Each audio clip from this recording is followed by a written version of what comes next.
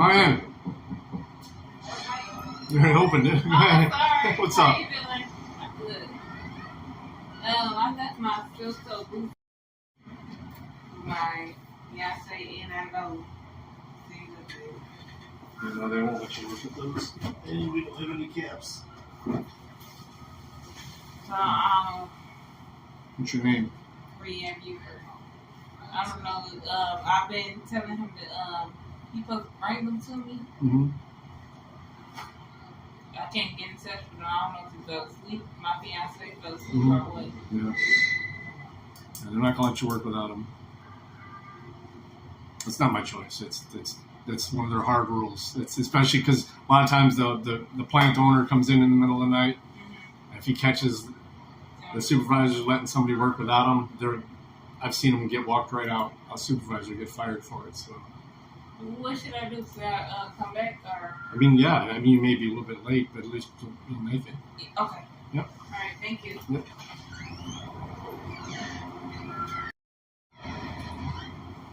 What's up, Fort Police?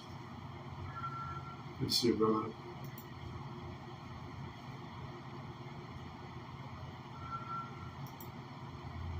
Hey, girl with the cam. Good to see you as well.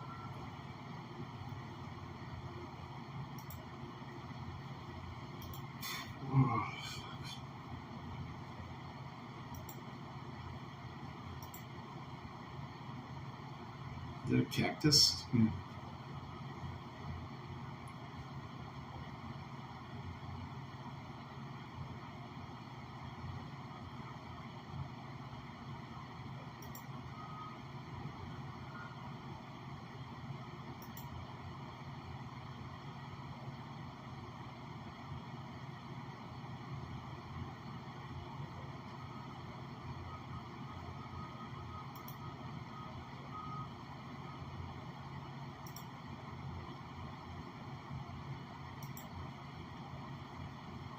Oh, because you're from Arizona? Eyelashes. Oh, those eyelashes. Yeah. Yeah, she's coming to work. She's hanging parts with those eyelashes on.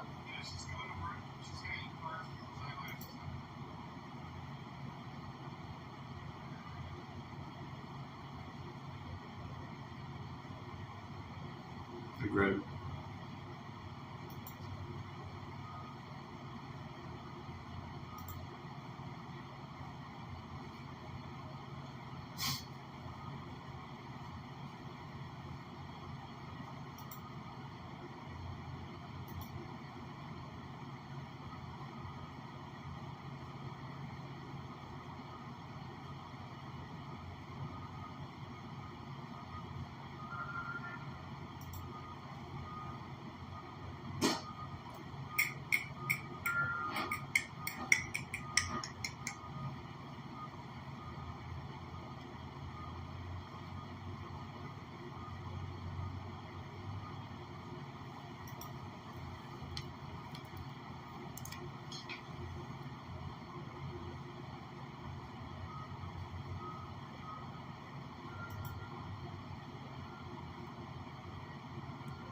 Find something for us to watch.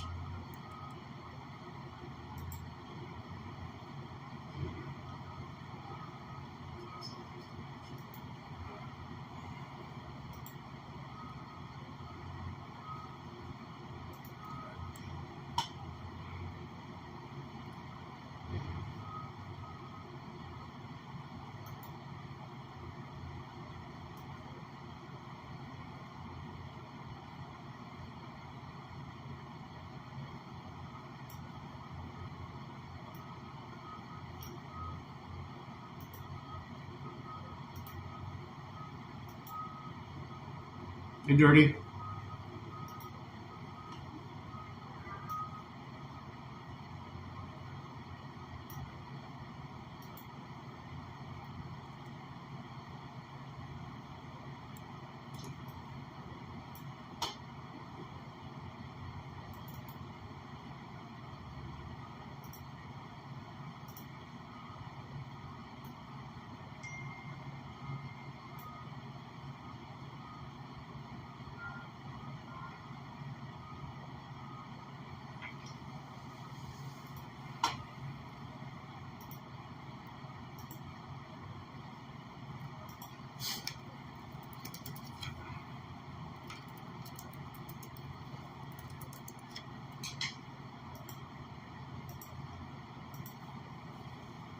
Drawn eyebrows. Yeah.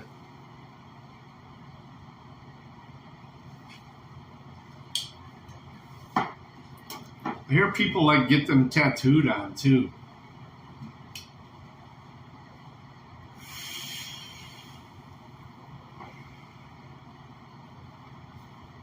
I think my ex-wife did that.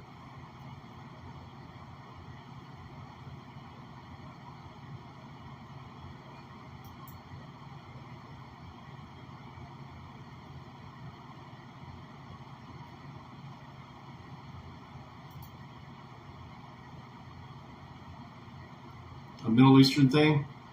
Yeah. My ex-wife is French-Canadian. So French. Hey, Oklahoma.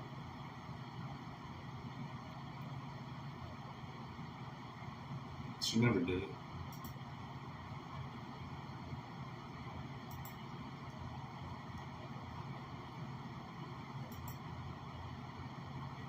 French-Canadian, oui, oui.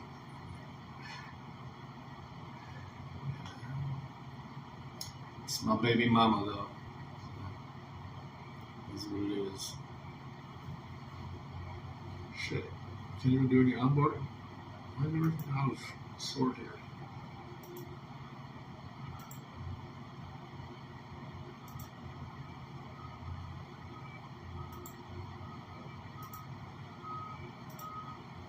I'm fucking tired, man. Yeah, both those sales are... They're doing their own hiring right now, so... Both those places I went to.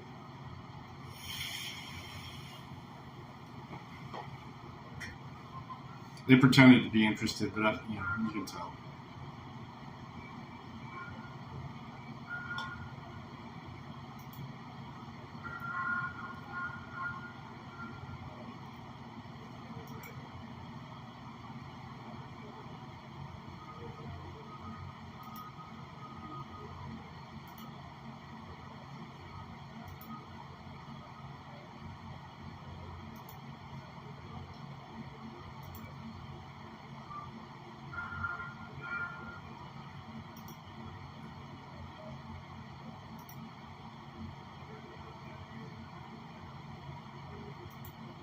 Anthony pissed some people off yesterday, apparently.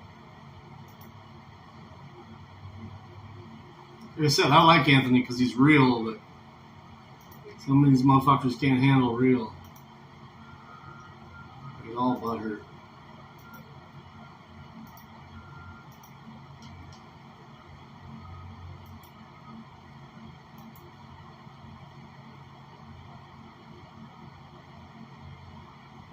Switch the branch on these. Got quite a few tonight. 1, 2, 3, 4, 5, 6, 7. Supposed to be 8 people today, so we'll see.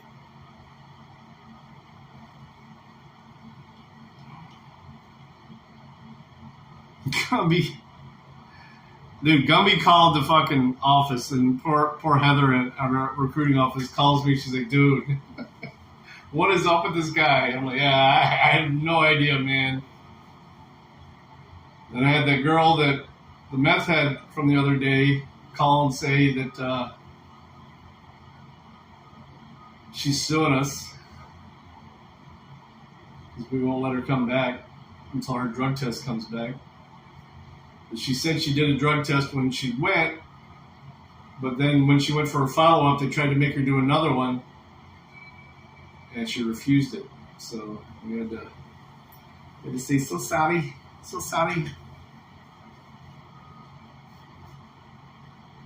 Hey, Chopper.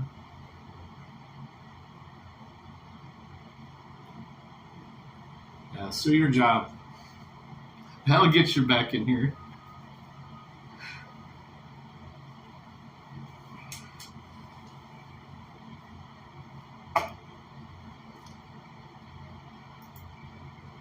The silliness just keeps on rolling.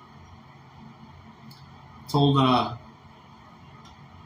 Midwest I would work on some emojis for them. He likes my emojis, so he sent me some pictures. He wants me to set the resolution up on them for him. I don't think it's because of the shape of them. I think it's because of the format they're in. They're in PNG format. It's a good format, but most places don't accept PNG photos. All right, let's check some call-offs here before the new ones start rolling in.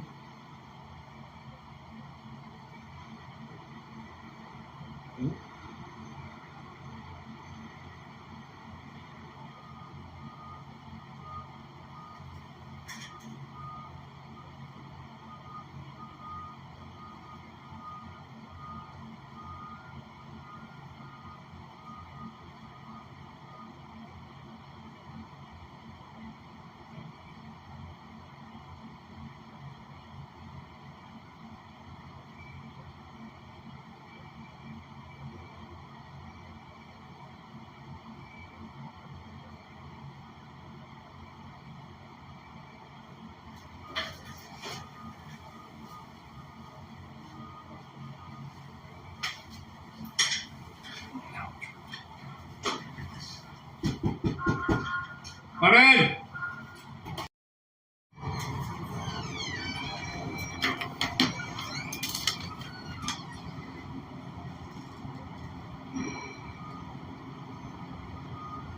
January 3rd.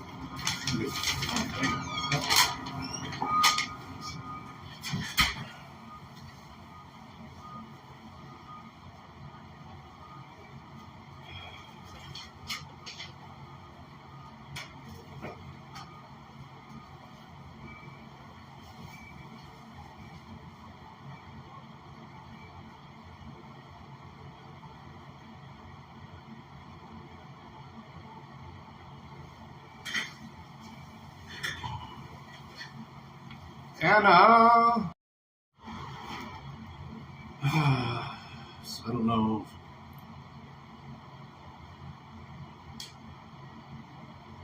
That didn't show up his first day.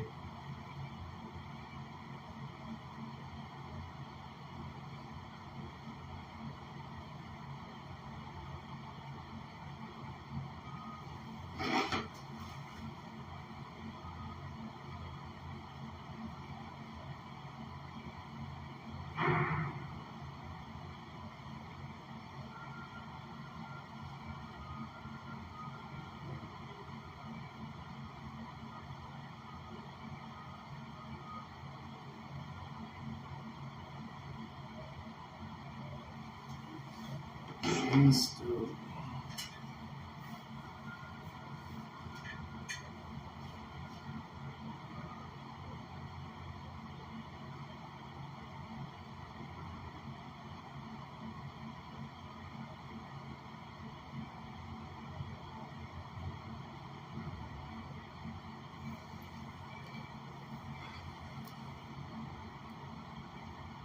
Thanks for the sub, Gumps Word Games. Why did I get so many? Whoa.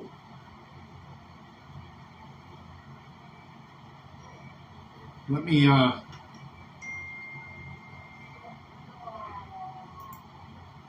adjust the chat settings here, because that's, I don't know why I got four messages on that. You sub and unsub?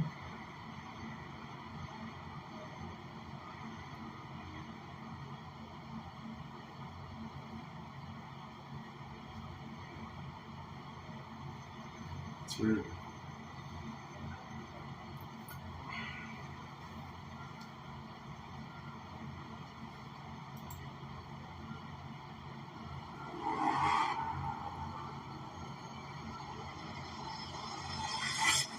Gumps accounts. Denizen, what's up?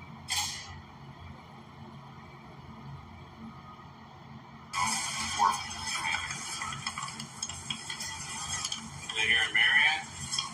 Hey, what's your deal?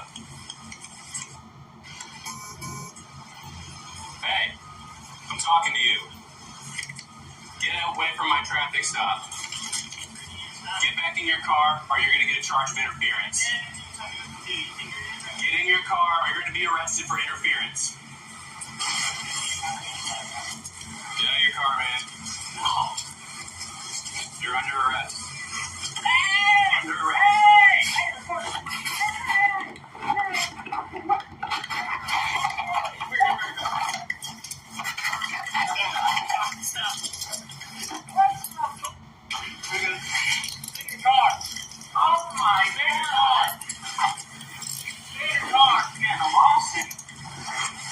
Sitting here with my hand on him, and I was just like, oh, I'm gonna get here because this is funny. I don't like this, and then pull up on a traffic stop. And when I ordered you to get away from the traffic stop, you're a cop.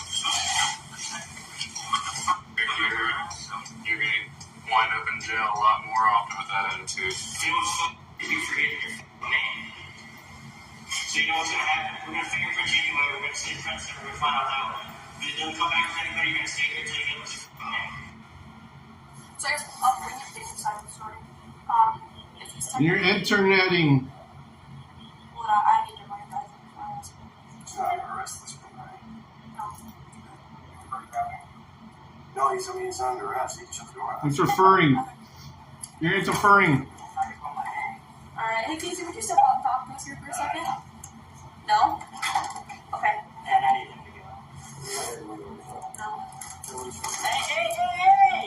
Hey! Step out here. Hey, dude! Step out here. Dude! Step out here.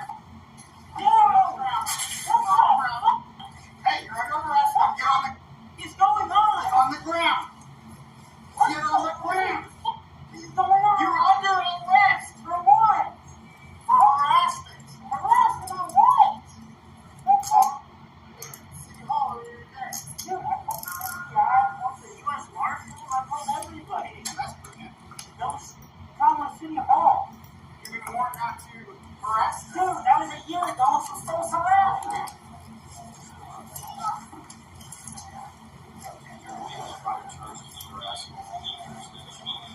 You want shoes, Casey? This somebody arrested me illegally, and I beat him in court a year ago for him lying in court. For him arresting me for standing in public. And now all of a sudden I got arrested again. Hey, how's it going? Good, how are you? Doing good. Hey, I was trying to get a hold of Gibbs Miller, but I couldn't. Oh, he's in here. Casey Van Nuppel is here again, and we weren't entirely sure where we landed on what we were supposed to do if he comes in again. He is asking for Rachel this time. Alright. What does he want? He wants the status of his records request that Rachel turned over to Kara, and unfortunately Kara's not here. But I couldn't remember if we were just supposed to see how things go or let you guys know anytime he's here. So, Okay. You know what? I don't know either. I didn't have a conversation with the chief on that, but let me find him in the building and I'll have him give me a quick shout. okay, sounds good. I think Thank you. Bye. Why would you bring that to show me? I'm not going off hearsay. You guys lie and lie and lie and lie. I've kicked your guys' in court. I kicked her in court. We just did that. No. The rest of this conversation. You can't walk out of a public building. Look at this guy's man in the house. There's bro. I'm gonna walk Hey, battery. Hey, I'll move you guys. Look at all that. Touching in this racial already. Alright, so wait, I will just let you go and I will willingly. Okay, thank you.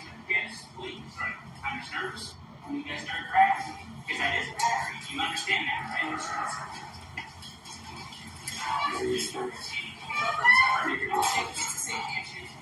I'm more concerned with my safety than yours.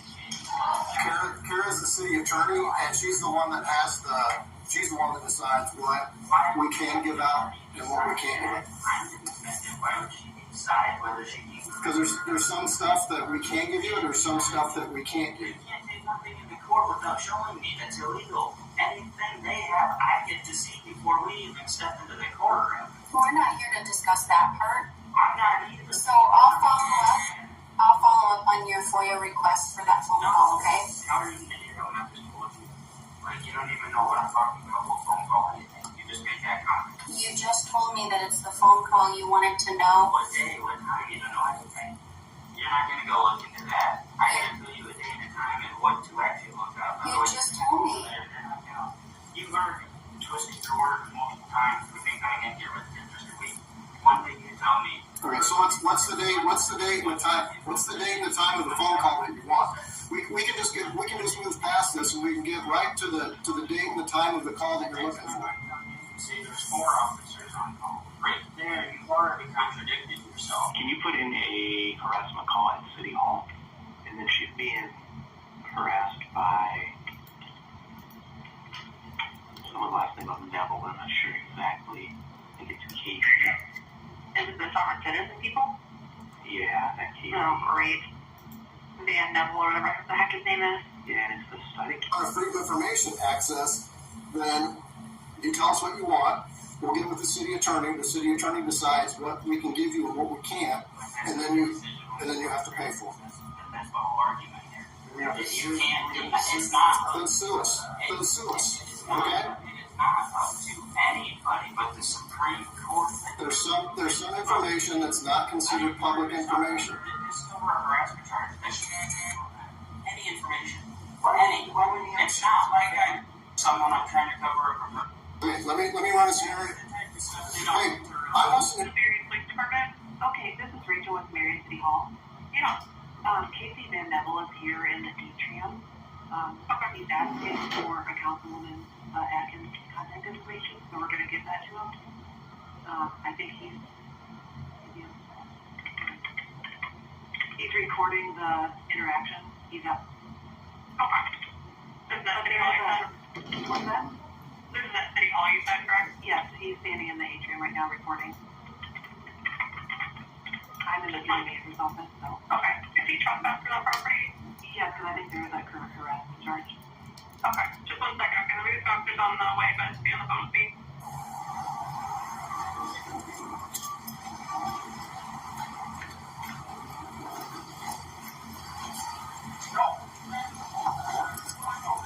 You got to record the inside our premises. Private street, not access to the public. You got to your own privacy. This is public that way. This is public that way. You're not going to be able to get this in the that way. This is public. Chris, get at me. I know I'm not talking to you now. I don't have to talk to you. You got to come back to City Hall and you can. I can. No, you can't. Be in court. I will. No, you go. Come back to arrest. The main thing is I don't care who I'm not going to report this case. Yeah, okay, see you later. Okay, see you later. I think that's abusive language. Well, that's abusive epithet. That's all right, come on. I think he's on call. We told the chief already working on harassment. If he shows up, call us. Obviously, no Can I help you? Yeah, can I speak with somebody in charge, please? What's in regards to?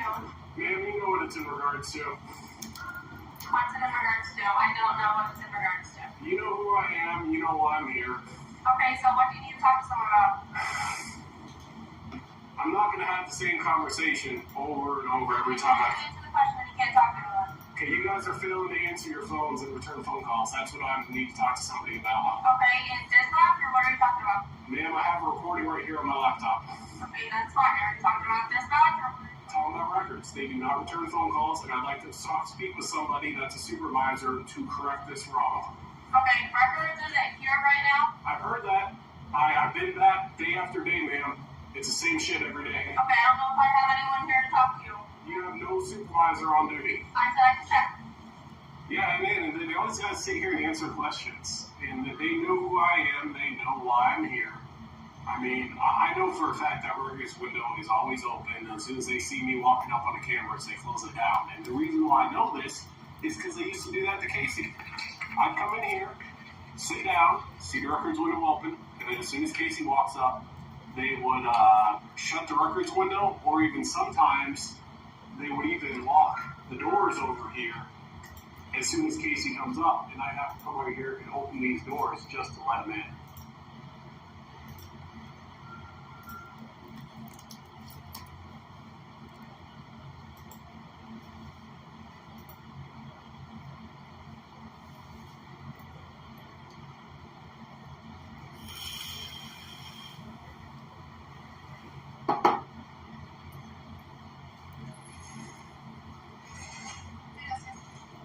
why do you guys why'd you guys shut the window on me like that? That was rude and disrespectful.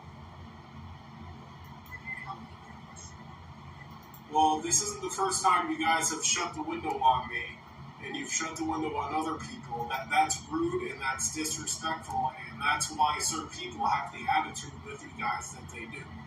It's disrespectful to shut the windows. Was I rude to you when I walked in? I asked you a question. Was I rude when I walked in?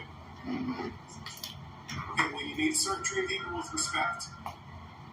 Okay? So, I came in here, paid $200 cash for a FOIA request. And I paid $200 because that is paperwork that you guys gave. That's the number that you guys came up with. I paid you to do a job, and I need you to do the job. Okay, and so you're obviously not listening to what I said. I came in here with Casey Van Neville.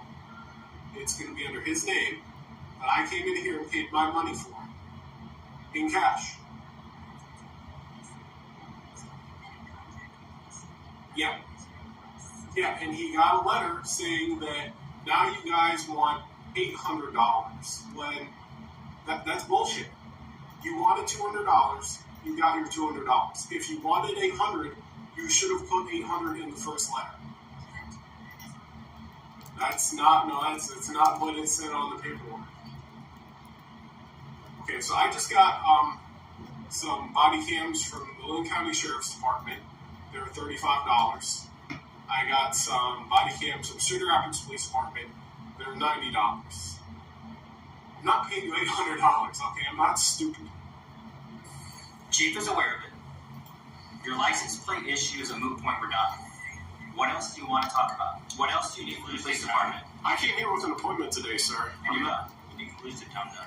Yeah, I don't like to tell you. You're going to talk about disrespect. Okay. So here's the deal. We were about You're going to stay in the lobby, if you're going to be calm. If you're not going to be calm, and you're going to keep swearing at truck dispatchers, you're going to cause a disturbance reaction. You'll be asked to leave and more Have I accosted anybody? I didn't say you did. He did. I said either if you do from now going forward, I can cuss. Okay? Then you will be asked to leave more for trespass. Your question was about FOIA. We can't help you with that. So when am I going to get to talk to records? I don't know. Talk to Chief. Okay, and I've talked to Chief. Okay. So if I leave now, then why don't you talk to City Council, the city's attorney?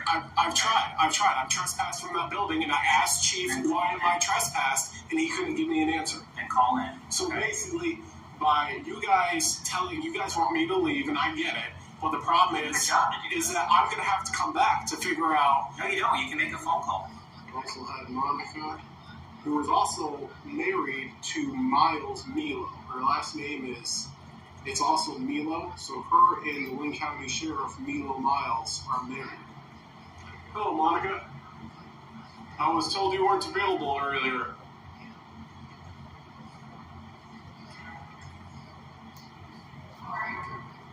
Wow.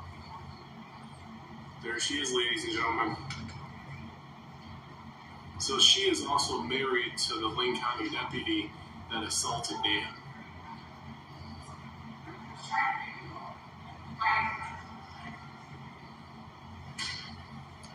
Hey, Monica, I asked for you earlier and I was told that you weren't available.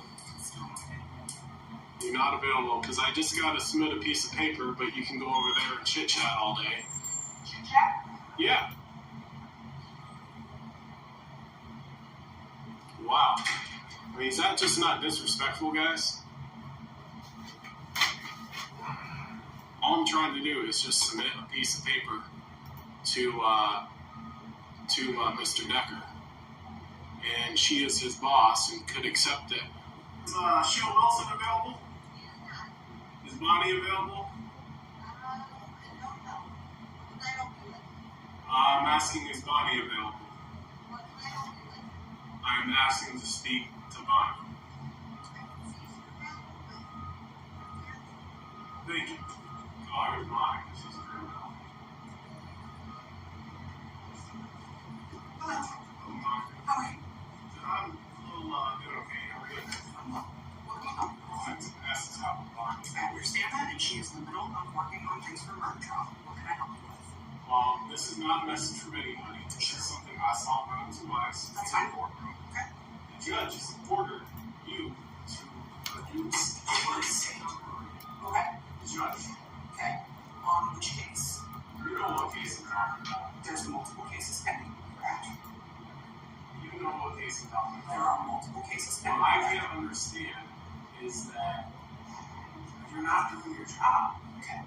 So, you are not a party to any of the cases against your friend.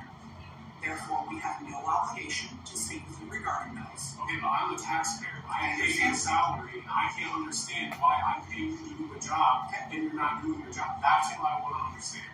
What you don't understand is that we do our job and we comply with the rules. Rules like discovery is okay. If I so I'm asking why a county attorney's office does not disclose discovery in a criminal case. That's what I'm asking. A former Lynn County employee has filed a sexual misconduct lawsuit against County Attorney Nick Maybanks and First Assistant Attorney Monica Slaughter.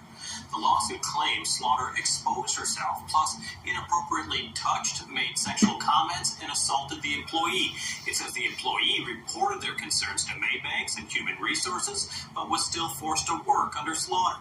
It goes on to say a third-party investigation was conducted and found Slaughter engaged in the behavior she was accused of, but the investigator decided it was not sexual harassment because they determined the employee was not offended by Slaughter's behavior, and Slaughter exposed herself without sexual intent. The suit comes after the employee was later placed on administrative leave and fired. So this all stems from an apartment complex called the Henderson House. At the time, Afro and his dad lived in this Henderson house under uninhabitable conditions. From broken windows, to the heat not working, to black mold all over, bats flying around the hallways. So Afro decided to do something about this. He called up the city hall to see if they could do something about this negligence. 5 calls to City Hall, 5, and nothing was done except the people at City Hall decided, oh, this is harassing me, and they called the Marion, Iowa police.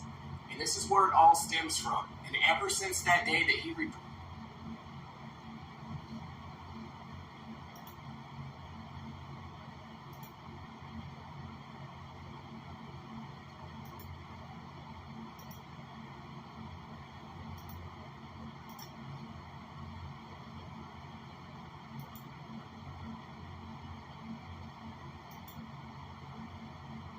Gump Bama.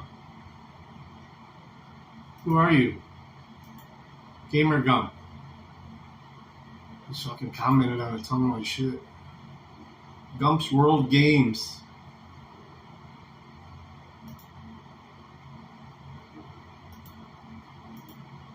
SBG Lyrics Videos.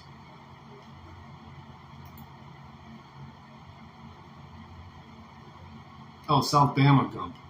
Okay, I know who that is now.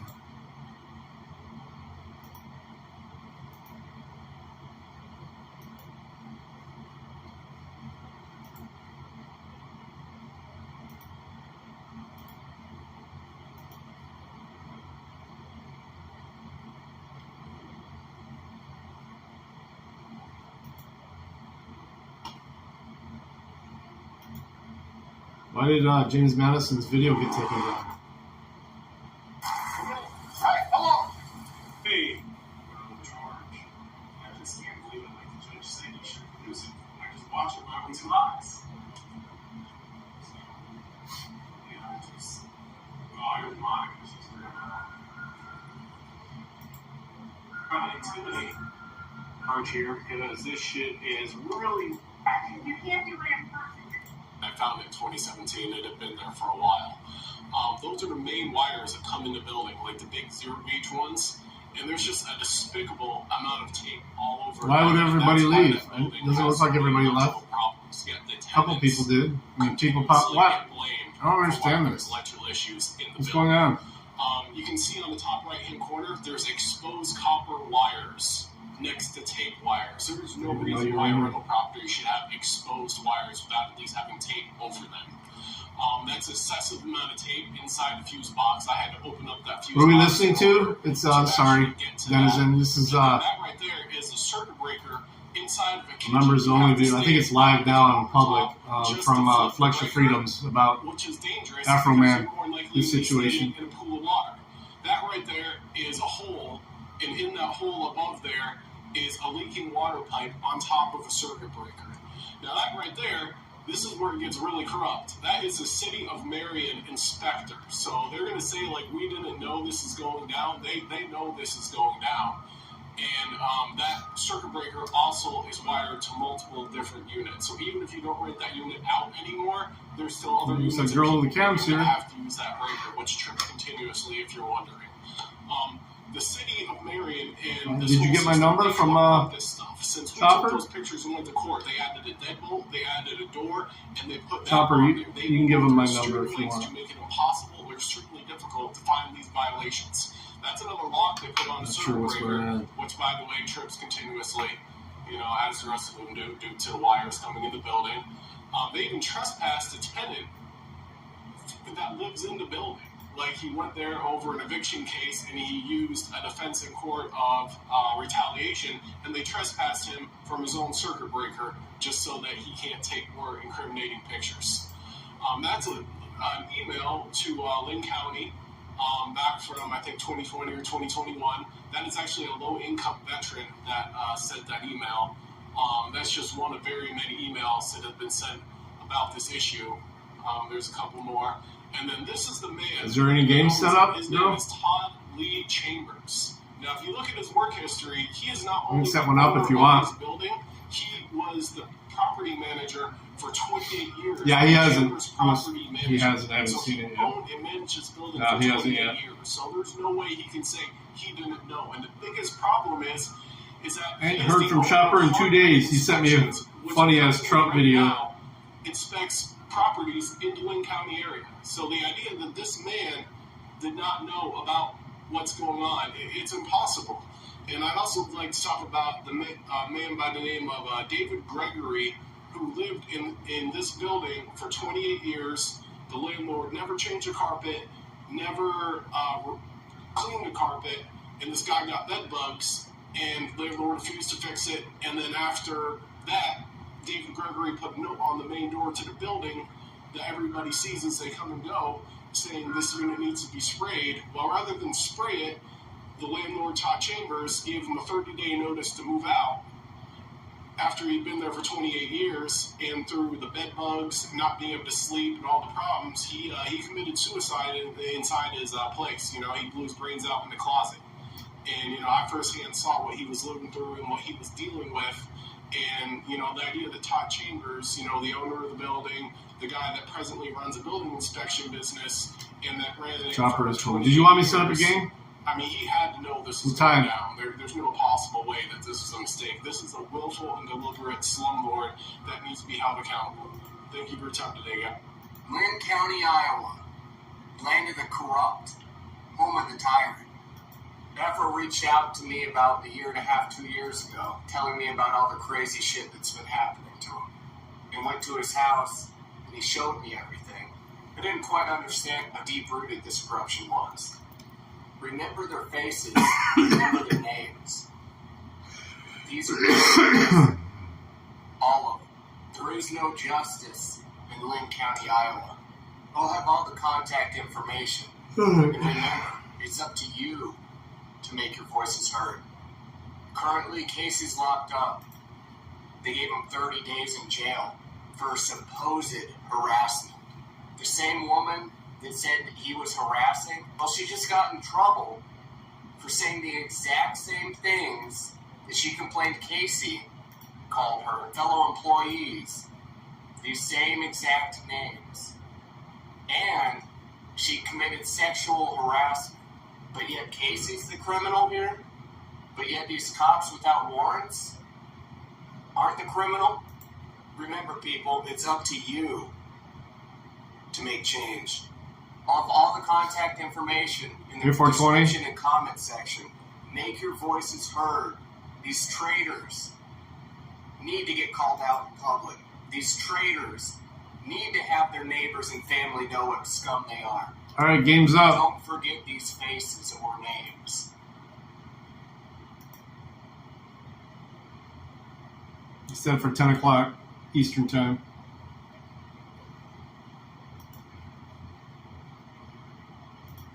It's pretty fucked up, though.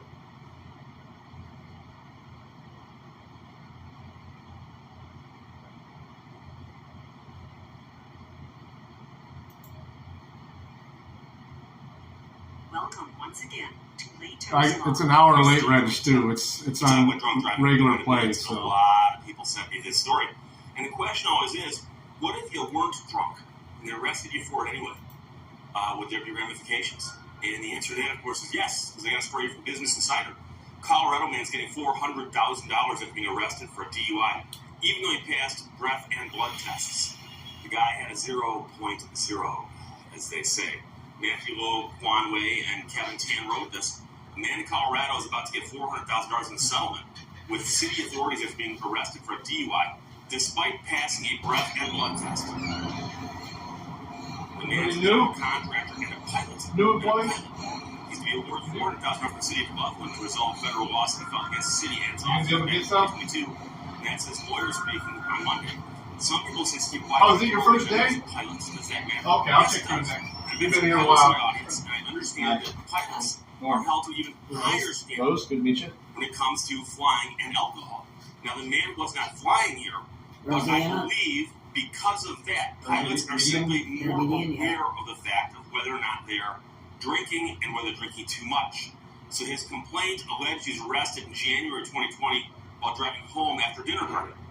A Loveland police officer was for failing to signal while changing lanes. And he told the man he smelled the overwhelming odor of alcohol coming from the man's vehicle. Now, keep in mind that they often say things like, I smell marijuana, not a dog, I smell marijuana, I smell alcohol. And there's no way to disprove that. When you go into court, the officer goes, yeah, I smelled it. I've been an officer for 20 years, I smelled alcohol. Oh, okay. Go on. And you can't test it in any meaningful way. They can't photograph the smell, you know? So he said, I smell the overwhelming odor of alcohol. So the man refused to take a roadside test and said he would not answer any questions, which of course is his right. He was then brought to the local police station on a suspected DUI. No drugs or alcohol were found in his car, according to the lawsuit. What He shift took the is breath this? test at the station, I mean, which like, produced from a what time to zero. what time? It depends on what line they Minute put you for the on. lawsuit. There's At two that different point, time the frames. officer There's said, I'm not going to play this well, game. there's I'm the not 9 gonna play to this game. 7:30 line, and there's the 10:10 to 8:40.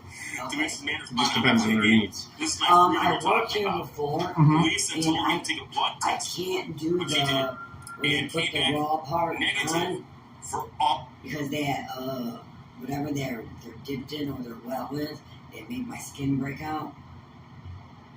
But I You can't take them off, then, you mean? no, I can take them off. The They've finished already product- been treated. No, the whatever they're wet with, the wet steel, that's what was making me break out. The raw part before it comes out black, when it's, whatever is on that is what made me break out. You let them know that. When did they call you? When? Yeah. Today. No, yesterday. 0192 is your last four? Yes, sir. You worked for Adecco before? Yeah. They don't even have you assigned yet.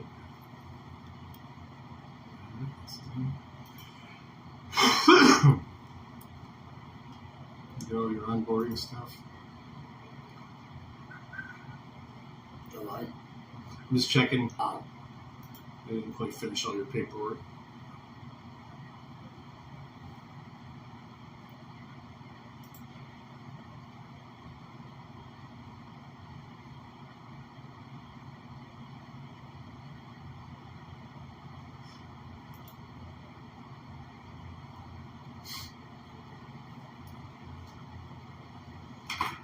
I'll get this assignment done later. 1 second. Oh, you guys What's up? got 2 more out here. Yep. All right. Hey. That's the boss. Oh. You have steel toes on? Yes, sir.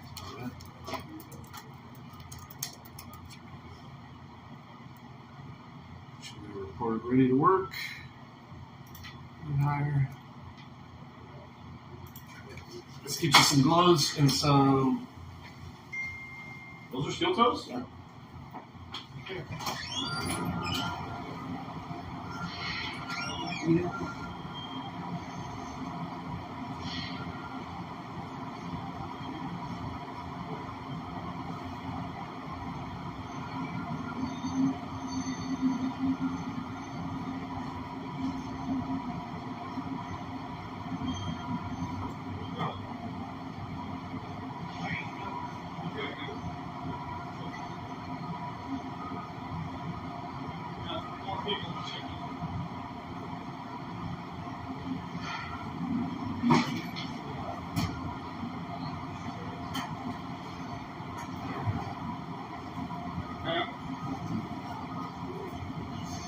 Just hang tight.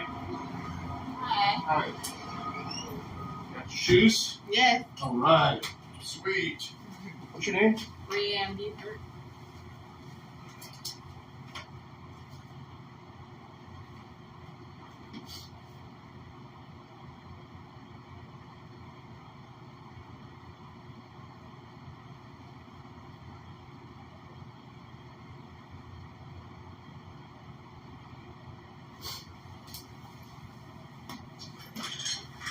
Alright, let's get you checked in.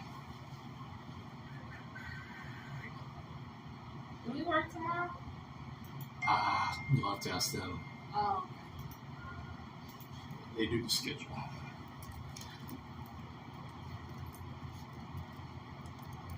Not sure exactly what the schedule is after this week. Looks like they maybe. Oh no, that's Monica's vacation.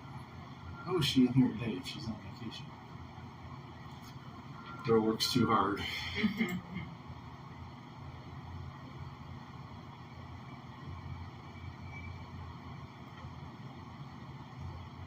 Looks like they got you assigned already. Good.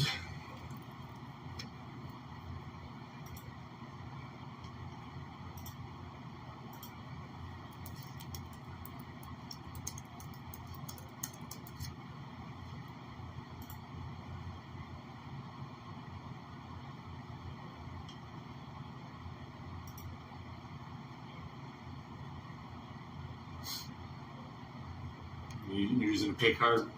Yes. All right. See your hands. You just need to see your hands. Oh, figure out okay. what size gloves you need. All need. You leave that open.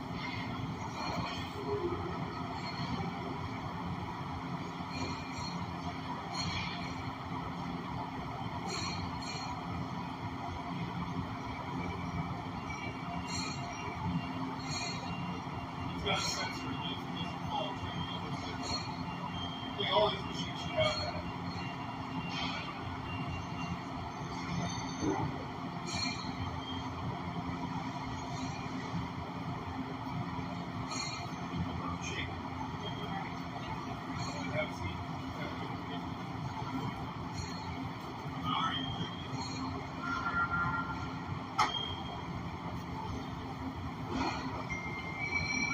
Sir. How you doing?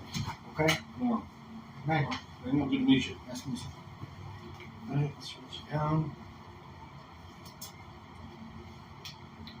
What did you got? Yes, sir.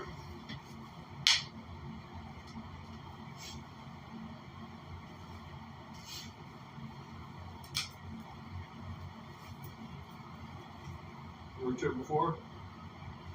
It was years ago, like when I was 18, 30. We'll hope it's a lot better now. It is, I think it is. Since we took over anyway. Okay. We'll see. Alright. She pulled up here. You have steel toes on? Yes, sir. Alright. They'll check them. I believe you.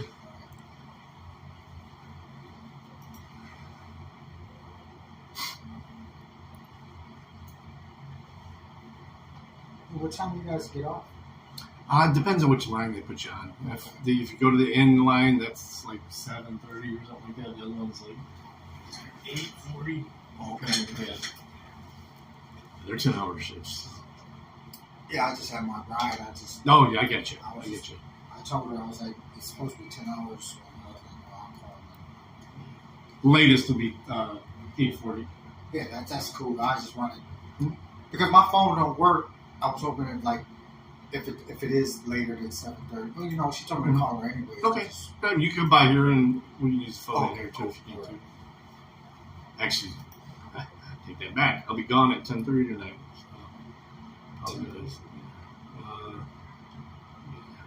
Should I figure it out? Well, at 8:40, one of the morning people will be here already too. So, Swan, she's the day shift person. So, oops.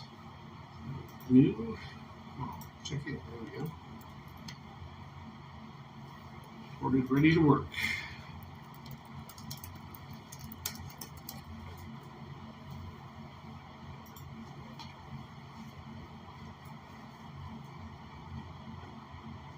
Okay, looks good.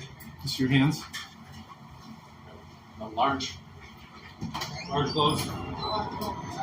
Medium then? Yeah.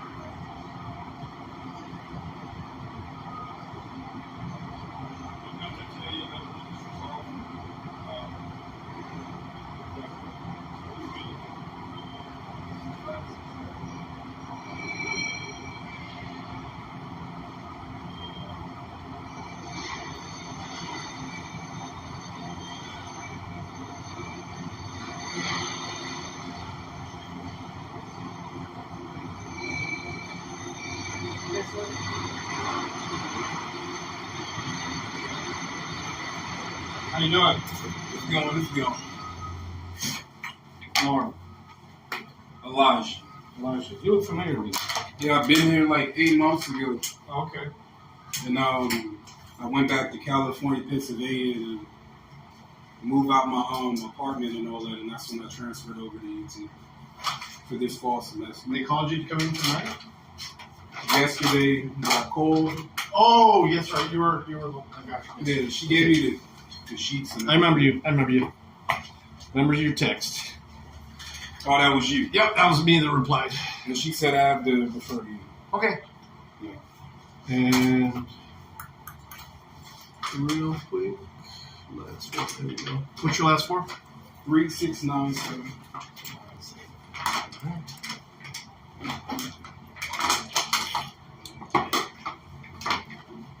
Q? Yes. All right.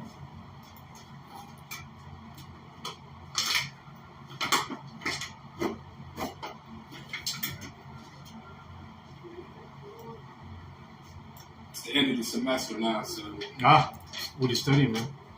psychology. Oh, nice. Social worker? No.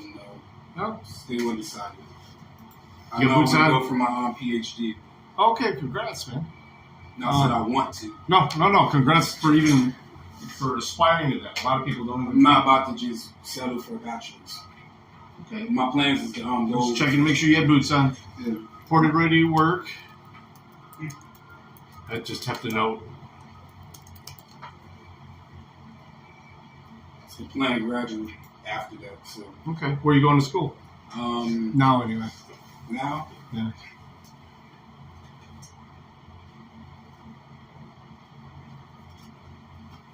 I even got the abbreviation. Oh, UT. Cool. Doctor. Nice. I'm practicing that now. And basically came from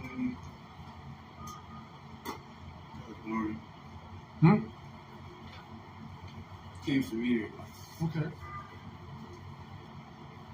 Okay. From California, huh? Pennsylvania.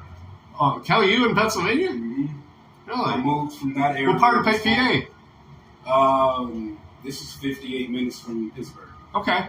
Yeah, I got friends out there. So, in fact, I'm thinking about moving back. I was just out chatting with one of them. to finish school now. Well, that's cool.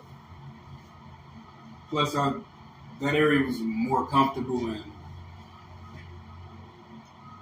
I didn't do wrong moving out here. I left my truck, everything, so you'd be surprised how I'm feeling right now starting over. Yeah, so some got to give, as far as me building back what I lost. Okay. I had a 2071 four-wheel drive, and the side of the gas tank holder, it was deteriorating. So that hole that I put the thing, it was already deteriorated. So I wouldn't feel safe driving it here. Right. Oh, just left it, huh? I left it at the car shop. Oh, wow. All right. Get you some gloves and some glasses. I feel low knowing I put too much money. I get you, man. All the money I got from school, I put in there. The school didn't drive over there.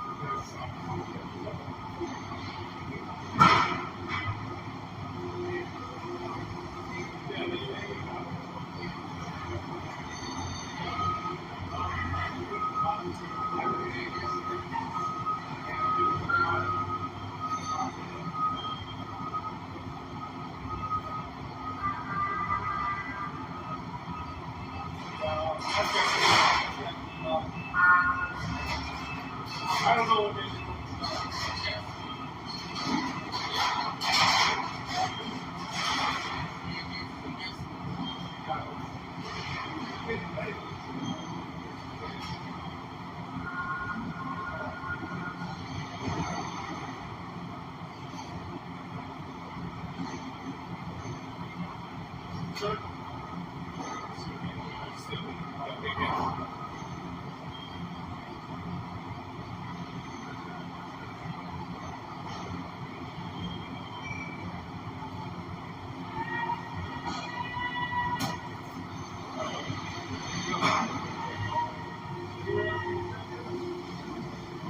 Everybody?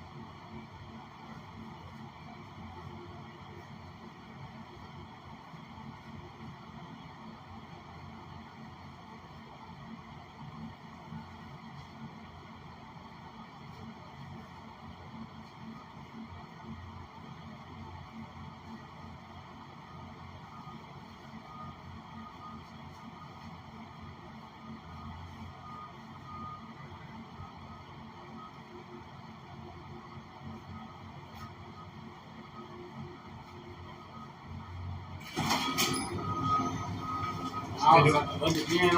I'm going in there. Like, oh, it's on the other side. I'm like, No worries. What's your name? My name Kason. You can call Kason? me Tex. I'm Norm. My friends call me Doc.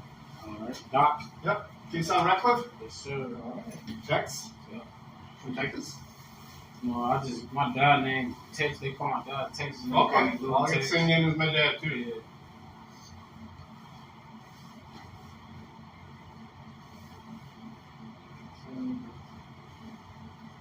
Do I gotta wear steel toes? Can I wear like Timberland boots? They gotta be steel toes. Those are steel toes, right? They They stink, pink, oh, they're a little bit big. Yeah. Get your first check. You'll get a good sign.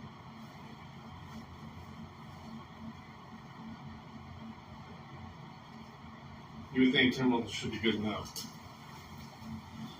Nope. This is those steel toe Timberlands. Yeah, those are expensive. Might as well be getting you some Red Wings if you're gonna get those. Alright, let me get you punched in here or just logged in, and then we'll get you ready.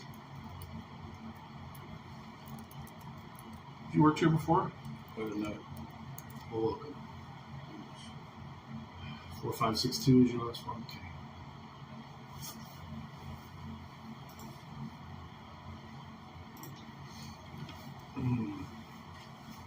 You had to have come to the Glendale office. Did I? Did I? Did you? I'm asking. No, it was. East side? Yeah, it was over there. Okay. Just everything looks really good, so.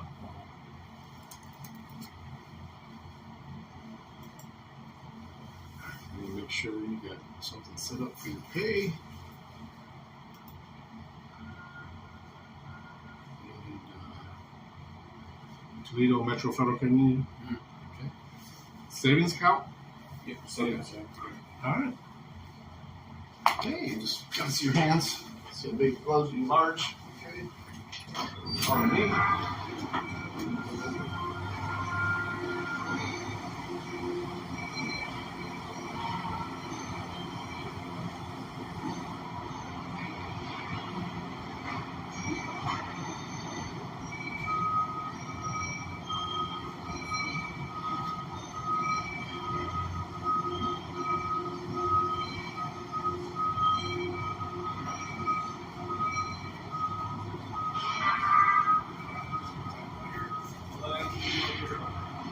It's probably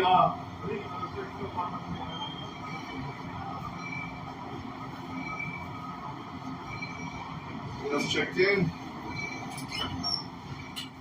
All right. We got 3 more that haven't shown up yet.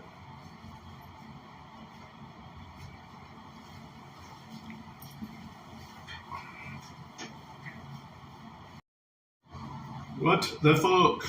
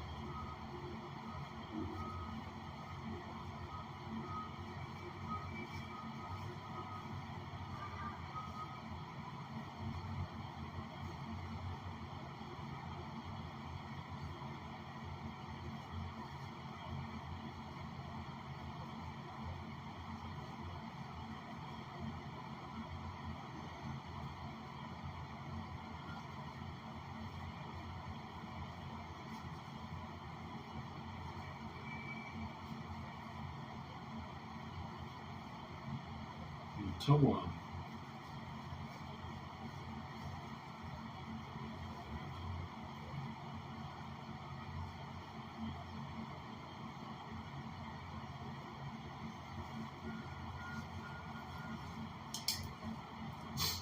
What was that plan? All tested substances. Keep in mind that you can blow a 0.0 on alcohol, but you might have something else in your system, right? It turns out you had nothing in the system but blood. turns out you're allowed to have 100% blood in there. So he had his pilot's license investigated by the FAA because of the DUI arrest. So the second he got arrested for the DUI, it went into some system somewhere and kicked back the FAA. Hey, one of your pilots just got ticketed for some problem with alcohol. And so they're going to look into that. So the man's attorney released a YouTube video alleging that the Loveland Police Department officers would compete with one another, as well as other police departments, for who could make the most DUI arrests. She sent a social media post on her Facebook page, which promoted a timed competition for the most DUI arrests between departments. And yes, when they turn law enforcement into a game, there might be a problem. So they also published screenshots of an independent assessment of the Loveland Police Department, a private consultancy firm, which said officers would ignore other calls to pursue DUIs. So 2 different calls come in at the exact same time. One's a DUI, one's something else. They'll go to the DUI.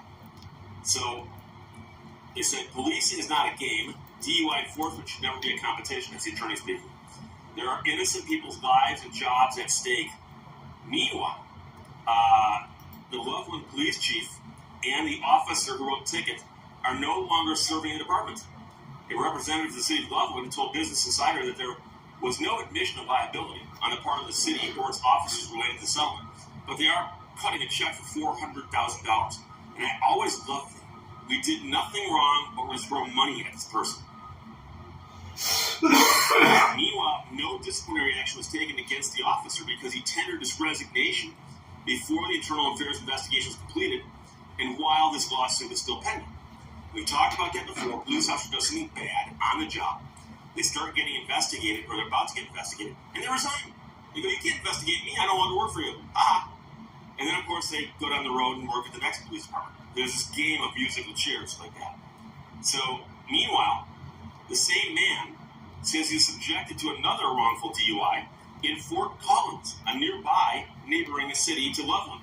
In Fort Collins, you'll recall, if you've watched this channel at all, is where Timothy Masters was from. Timothy Masters was arrested for murder he did not commit, convicted, spent 10 years in prison, and got out after showing that, in essence, he'd been framed, and the investigation against him was incompetent, mildly, and that was Fort Collins. And I've been there before, so I can speak about these things. So he's filed a lawsuit there and said that he was arrested in December of 21 and jailed for 3 days, again on a suspected DUI arrest. Now, you might say to Steve, what if the odds this guy got arrested twice in different cities? And you never know. You never know. But the point is that he gets arrested for DUI, and both times 0.0.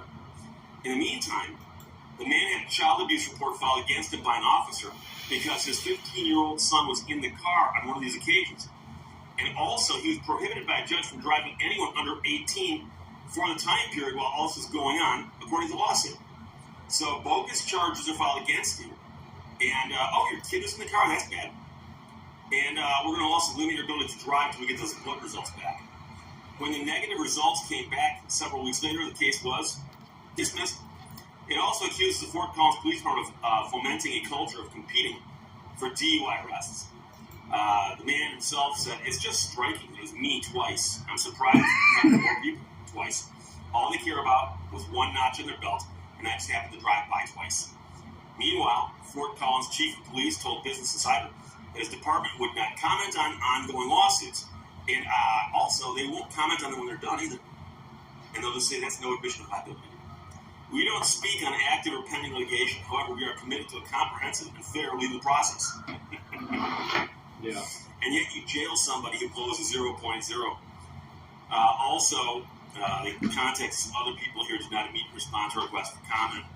And so, keep in mind that there's all kinds of different rules. Related to it state by state. This literally, it varies wildly from state to state about whether or not you can refuse to cooperate with the police at the roadside. Got real sugar in it, too. If you've been drinking. And if pure cane sugar, no fucking high fructose corn syrup. In field sobriety tests. And there's a whole bunch of competing Honest all. thoughts on that. What's that mean? Let's suppose that you are trashed out of your mind and you know it. You're scared that when you blow on the breathalyzer to make the sound the county fair makes when you slam that thing and it hits the bell, right? That's different than if you are going to blow a 0.0. It is. But I'm not going to get into that because, like I said, it varies from state to state. However, Mass, thanks for the comment on Rumble. Hadn't been drinking Sorry. at all. Zero. Oh, you didn't say anything. Okay. Just Keep commented. in mind that you're allowed to have a little bit of alcohol in your system if you're driving. Pilots might be a different story. Pilots, but he wasn't flying, he was driving. Point is, 0.0. They take him to the police station anyway because of the overwhelming smell of alcohol. And this is the one that kind of calls out the fact that there are a lot of things that police officers will claim that they can detect with their senses that cannot be measured. And I remember telling you guys the story a while back about the police officer who claimed that while in traffic in the wintertime with his windows rolled up, he could smell marijuana in a car several lanes over and in front of him. And with all these cars in the road, he could tell which car it was coming from, too. And I had people say, Steve, that's possible. And I don't know what world you live in, but in my world, I don't think it's possible. But that's just me. That's just me. In your world, it might be possible. But here we have an officer who says, I have the overwhelming odor of alcohol coming from this car below the breathalyzer, 0.0. I suspect that the officer was wrong.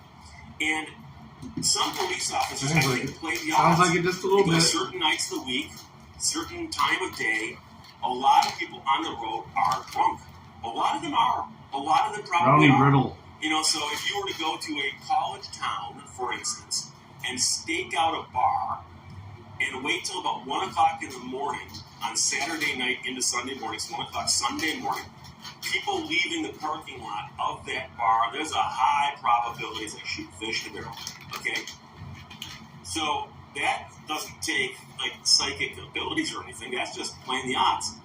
But here you got a guy driving along, and the cop says you didn't indicate your lane change. Okay, you can be ticketed for that, believe it or not. So that's fine. But now the officer says, oh, and there's this overwhelming odor of alcohol emanating from your car. Was there? I suppose someone would say, Steve, what if the guy got in his car and poured one out in the back seat for some wacky reason, threw the bottle out the window, and then drove along and the cop pulled him over and you can smell that alcohol? That's possible. All kinds of things are possible. Anything is possible, almost. So I'm just saying it's bizarre, but it's even more bizarre. The guy got busted twice, and both times blanks on the breath test, so, and the blood test. So thanks everyone for sending it from Business Insider, Matthew Lowe, Quine Way, and Captain Road. A Colorado man's getting $400,000 for being arrested for DUI, even though he passed breath and blood tests with flying colors. Questions or comments from below this text. Bye-bye. Thank you for watching Leto's Law. There's a great power in words. If you don't hitch too many of them together,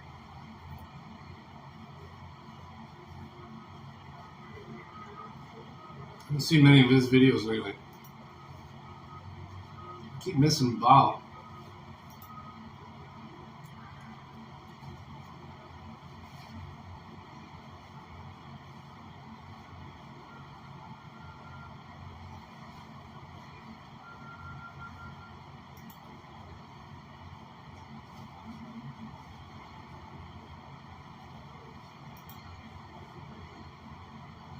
welcome once again to Leto's Law. Here's Steve Leto. Christmas is approaching, and a lot of people do holiday shopping.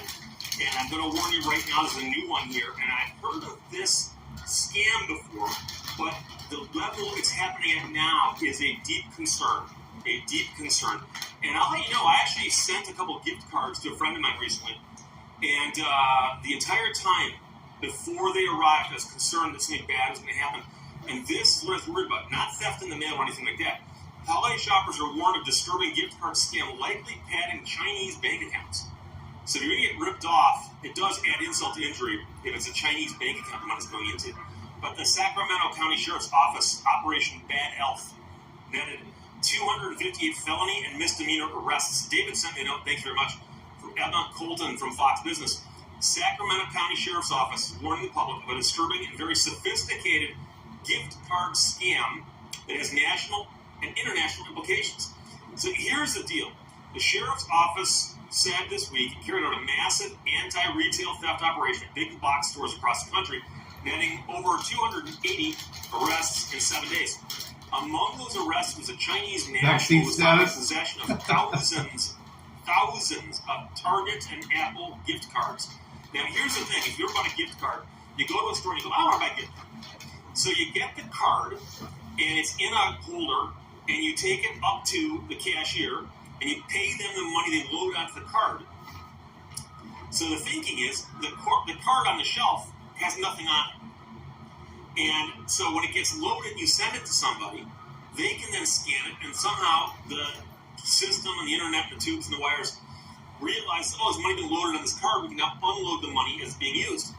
And so the problem, of course, is that, and this has been going on for years, people will get those cards with nothing on them and get the information off them, the routing numbers, whatever you want to call the various numbers on the card, and put them back in stock. And somebody buys the card, loads it, and before they give it to somebody, the person who stole the numbers off of it can run those numbers through to see if the card's been loaded up yet. And if it has been, they can unload the card. So then what happens is you just send a card to somebody, they take it to the store and they go, oh, there's nothing on this card. And is that person going to call you back, oh, hey, dude, you sent me a blank gift card. So they go, yeah, thanks for the card.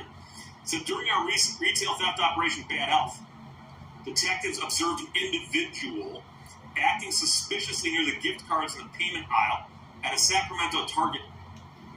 The office said investigators witnessed the man take all the gift cards off a rack at a Target store and put them inside his jacket. He then replaced the missing cards with another set of seemingly identical ones. So he's grabbing blank cards and replacing them with blank cards, but cards he's gotten all the information off. Members of the sheriff's office followed the suspect outside, where they surrounded him to arrest him. And the quote is, the guy blew up like a piñata at a kid's birthday party. Yeah. Gift cards spilling out of his jacket.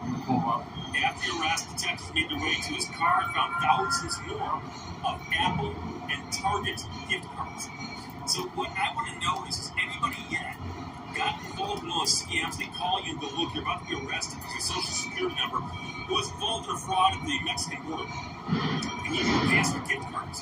I wonder if anybody's ever tried to fulfill that scam with a gift card that would scam. 1, 2. Because that'd be kind of like the circle of life, right? So they said that the suspect would obtain legitimate gift cards from store shelves and searching. I don't have the actual point spreadsheet, but I sent his name to Monica and she told me, she's like, yeah. Reconceal the barcodes with glue and return the cards to store shelves. And he was Sorry? part of a scam and tailoring the gift cards, scanned the barcode, stole August. the gift card as money was It's stolen. August. They show you that you started in August. The money is often been siphoned into an offshore account. How long were you gone before you came back? Revealed the operation span across California and several regions nationwide, not just the U.S., but this widespread one they found in California. After the tampered gift cards were returned to shelves on That's probably she didn't realize that there was a gap. money onto it. The money, however, Yeah, I have 4. You're at 4 though, man. That's still a lot for. I had to call off. No, things happen. I completely understand. I just keep an eye on it. You should be good then. All right. Yeah. Hey, thanks for coming in anyway and getting it checked out. Yeah. No problem, brother.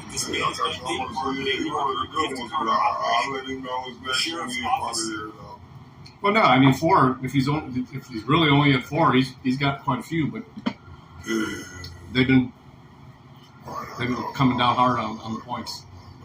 For everyone who didn't show up last Friday, they got 2 points. Overtime, man. Right. I guess they barely had anybody show up. They did. That's cool. Yeah, no, he's good. That's cool. Okay. Yep. Hey, thanks for bringing him up here then. Thank you. Yeah.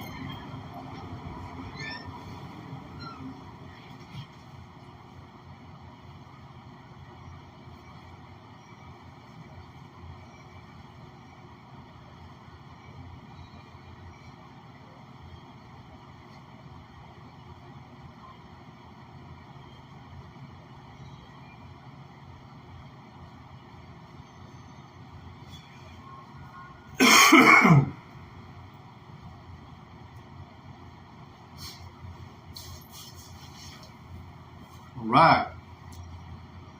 Lucky.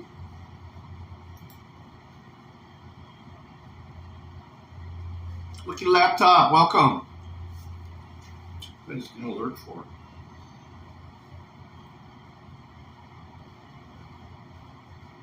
Gregory, thanks for the post if you're still in here.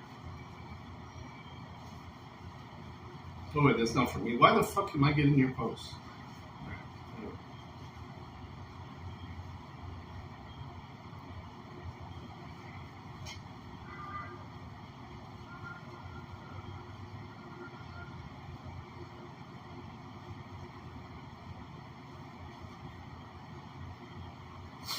All right. We'll see you, Lucky. Go back. To ask the public to come forward with any tips on the case. Shoppers were warned to keep alert for any signs of tampering, especially scuff marks or scratches near the barcode. And I myself, right now, I ain't buying gift cards for anybody. Cash. I buy them all the time. Keeps on giving. The Sacramento County Sheriff's Office urges residents to be cautious when purchasing physical gift cards from a retailer. These operations are very sophisticated, and modifications to the gift cards are often virtually undetectable, even to the trained eye.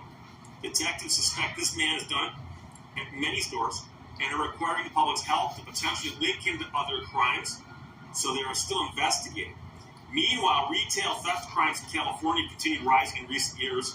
Sacramento County Sheriff told Fox News in an interview last month it's way beyond a crisis level, while pinning the blame on Proposition 47.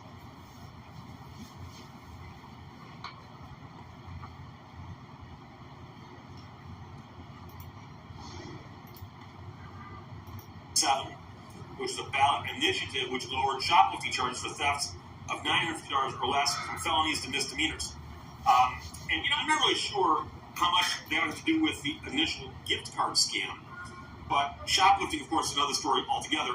My understanding is it does, in fact, get worse around the holidays, simply because a lot of people who steal look for opportunities to steal.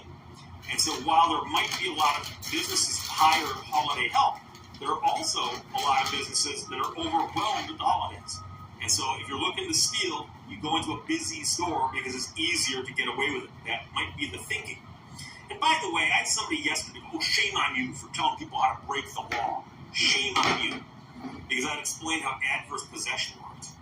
So when I explain to people right now that a lot of shoplifting occurs when stores are busy, I'm not telling people to go out and steal when stores are busy. I'm just letting you know that it's a known thing that there's a lot of theft during the holiday season.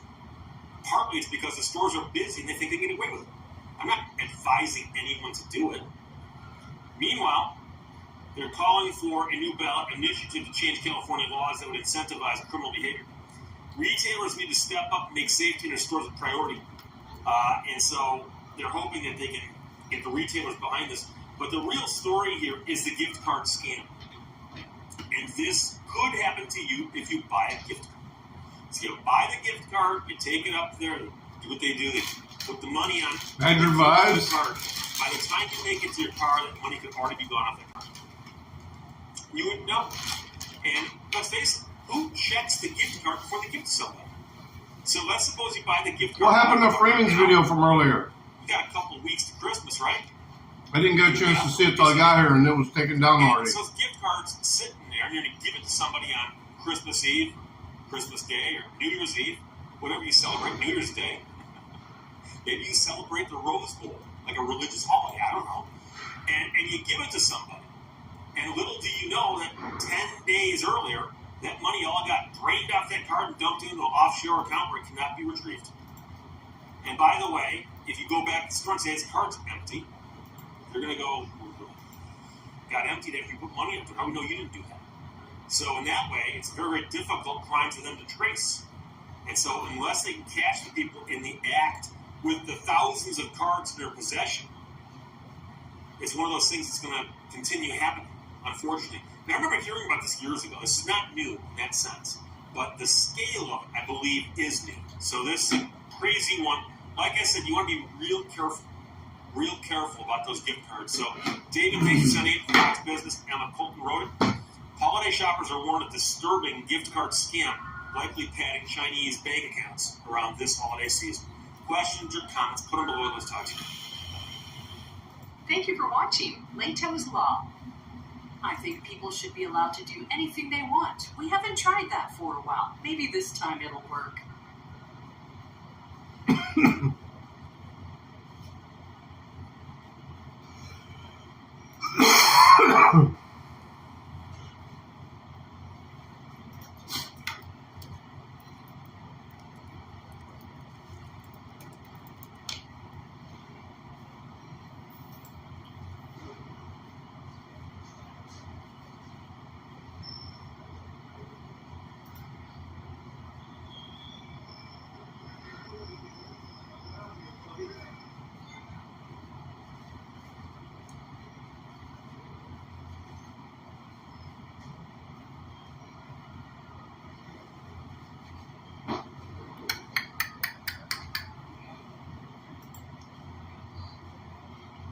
What's wrong with this guy? I was just here and I was doing my thing and he comes up all like nice to me and he starts asking me all kinds of questions and then he starts telling me that I'm lying. He asked me when I've been here. He said, when have I been here? I said, I just came here last night. I was just pulling out my stuff so I could clean out my van. And he's like, I have a suspicion that you've been here longer than blah, blah, blah. And I was like, you know what? I'm just going to go. And then now that I'm going, he's like, whoa, hold on, why are you moving around? I said, I'm packing my stuff up so I can leave. Now he's acting up. Weird, sir. September 22nd, 2023, Patrick headed up to Reddington Pass to camp out for a few days, enjoy the beautiful views and some hikes. We have an ability to see almost 100 miles. You can see the Kitt Peak Observatory from here. You can look over the entire Saguaro National Park range. Patrick grew up camping, hunting, and fishing with his father. He's very familiar with the outdoors, and to this day, he uses it as an escape from the daily hustle of city life down in the Tucson Valley. A lot of public lands have what we call dispersed campsites available for the public to use. These are also sometimes referred to as primitive campsites because they have no improvements, no running water, no electricity. The rules for these campsites are typically the same all across the U.S. You can camp for 2 weeks, and then you have to leave the area for a minimum of 2 weeks before you can come back and camp again. The intent of the 2 weeks in, 2 weeks out rule is to try to prevent people from permanently camping on public lands. Patrick had outfitted an off-grid van for camping in places just like this. He had let the van get pretty messy though and decided that on this weekend he would spend 2 nights in Reddington Pass and use that time to reorganize the unit. He spent the night, Friday, September 22nd, and the following day started unloading things from the van to put them back in a more organized fashion. While he was reorganizing, a park ranger approached him and asked how long he had been there. He informed the ranger that he had arrived. What's up, bro? So I get some glasses, so they say I got an idle restriction. You have a what? They said idle restriction. Probably say I probably got too many idols in the day or something. Patrick has had way more I need some glasses, I'll go on the floor. in his life and decided this just wasn't worth it and that he would just pack up and leave. As he's packing up to leave, he turns on the camera, and that's where this video begins.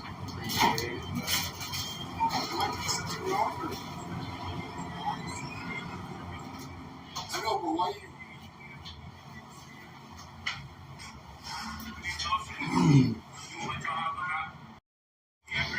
Making sure it looks like you're living on the force, okay? So that's my job, right? What are you doing? Why are you leaving this? Because I'm leaving now. Okay? Do you have any weapons in the vehicle? I do not. Okay. So what's the problem? I don't know what the problem is. You came over and now you're asking me all kinds of questions. Now I have to deal with it. You're freaking me out. I'm asking you questions. I don't want to answer your questions. So I'm going to find out how long you've been camping, okay? And I told you last night. What's the problem? The problem is this. The way you camp is set up, it looks like you've been here for a while, okay? Okay? So I have reason to believe that you've been living here longer than a day. Well, I haven't. Okay, well, it looks like your camp is set up and you've been here for longer than a day. I haven't. I pulled out my stuff so I could clean out my van. Now I can't clean out my van. I'm just going to put it on back. Can I get your name? Yeah, my name's Austin. My dad's What's wrong with this guy? I was just here and I was doing my thing, and he comes up all like nice, and then he starts asking me all kinds of questions, and then he starts telling me that I'm lying and shit. He asked me, when have I been here? He said, when have I been here? I said, I just came here last night. I was just pulling out my stuff so I could clean out my van. And he's like, I have a suspicion that you've been here longer than blah, blah, blah. And I was like, you know what, dude, I'm just going to go. And then now that I'm going, he's like, oh, hold on, why are you moving around? I said, I'm packing my stuff up so I can leave. Now he's acting up. Now he's acting all weird, sir. I just want to go now. I wasn't even going to record, but he started all crazy, but I had to start recording.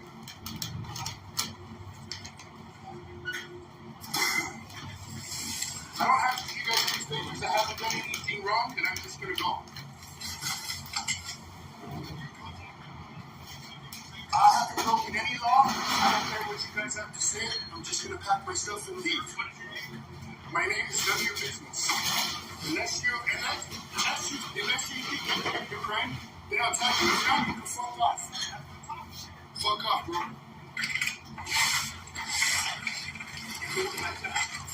I don't care what you told me. I don't care what you told me. Listen, I'm a free fucking American. I'm coming out here to enjoy my shit, and then now you're coming over here fucking with me. Leave me alone. I haven't done anything wrong. I haven't broken any laws, so fuck off. I don't care what you're trying to do. Have I broken the law? Have I committed it? I don't know if you broke it. No. I don't know if you broke it. No, you can't tell me I can't pack my shit. I'm leaving. I'm leaving. Fourth Amendment, I'm leaving. I don't care if you're in contact. You can talk to me. You're talking to you. So here's the problem. You're moving around, and that's making this different. I don't give a fuck. Then quit your job and find something else to do. I got a phone in my hand. I got shorts on, bitch. Bitch. But we don't know what's in that vehicle. I don't care. You're not going to know what's in here. I'm leaving. I told you no. Fuck off. I do. Fuck off. No, you can't. Unless I committed a crime. Have I committed a crime? Give us a second. We can talk about that. You contacted me.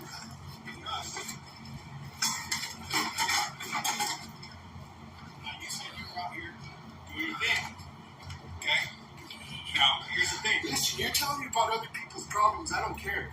I came out here to mind my fucking business. Let me ask you a question. No, you can't. Fuck off. Fuck off. It looks like it appears. I don't give a fuck what it appears like. You're living on the food. It appears like you're a fucking tyrant. Okay. Leave me alone.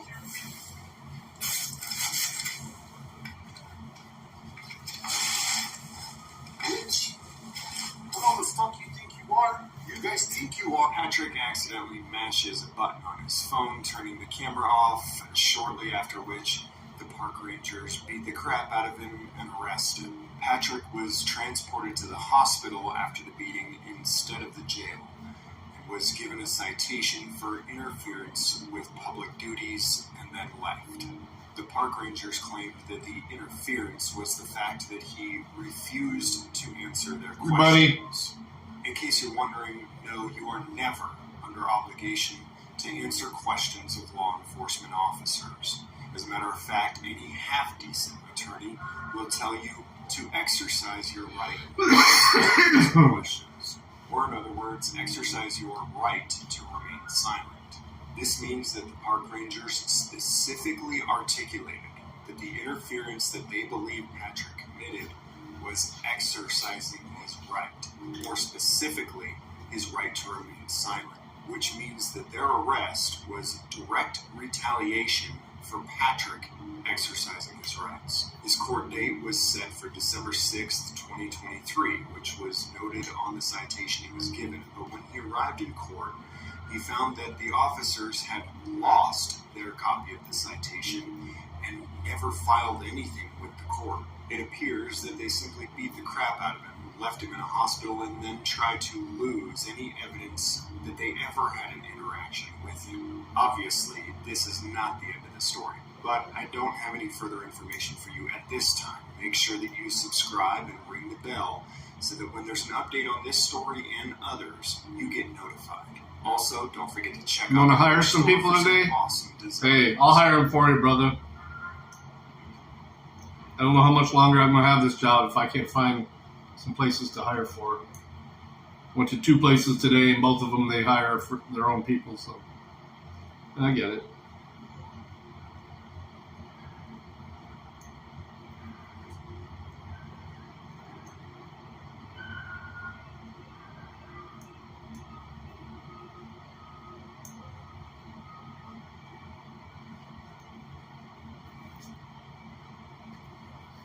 Thanks, Keto.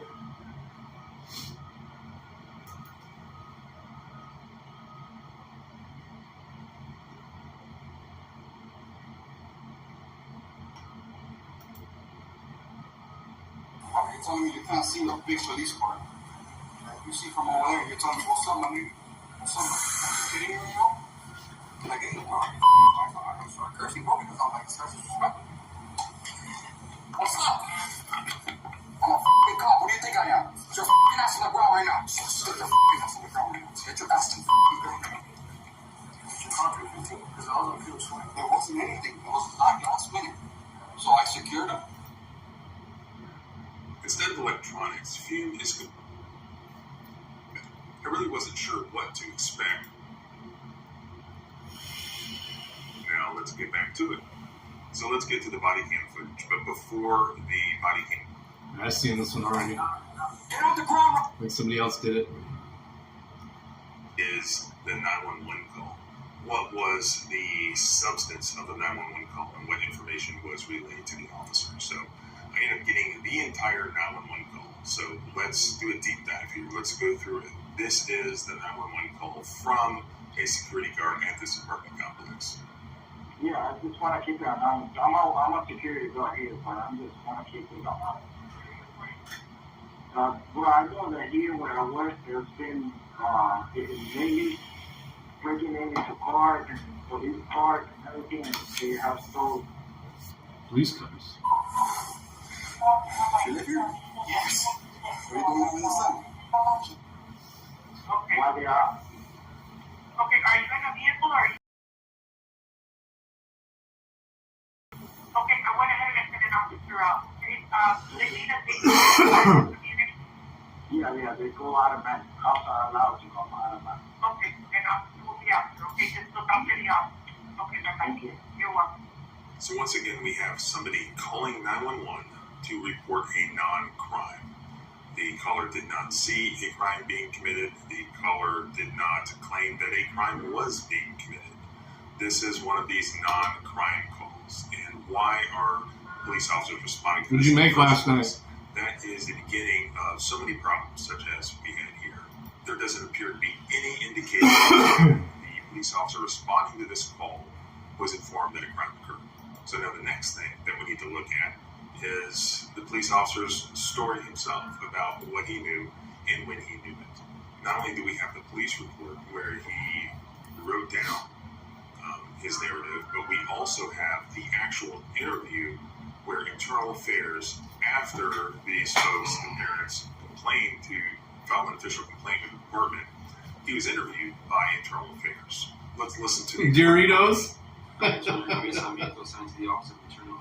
That's some funny shit. Please state your name and your badge number. Officer Ariel Gonzalez, badge number 435. And what's your current classification? K9 officer.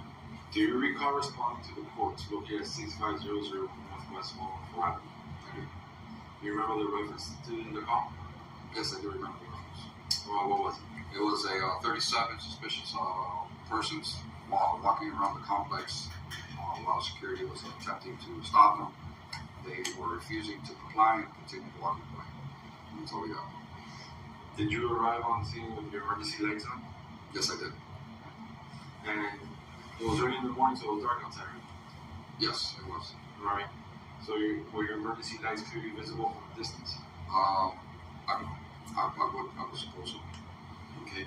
Well, when you got on scene, did you speak with? I spoke to security that was on scene, advising me that there were several subjects that were walking around, refusing to comply with their commands or anything. They didn't know who they were, dressed all in black. And when I first arrived, there was nowhere to be seen or found. And how did you end up coming in contact with Mr. or do you remember Mr. Juan Cortez? I do remember, yes. And how do you come in contact with him? An officer was on the phone with the security guard. Through the radio communication, they were able to determine to where the security was and had a visual of the subject. So, and did security tell you that Mr. Cortez was the person who walking around with the flashlight? He just said that that's the guy right there that we've been trying to stop. Just looking around, yes. Looking into vehicles with their flashlight. So security got reported directly at... He just pointed and said that's the subject right there. That's the guy that we've been trying to stop. Was there anybody else out there? There was another security guard with him. No, I mean, were there any other people around? No, no. Was he the only person in the area? From what I could see, yes. And then what happened after that? I advised myself as a police officer. I told him he needed to come make contact with him. He refused. Started cursing, profanity several times, refusing to comply with any commands that I was giving him.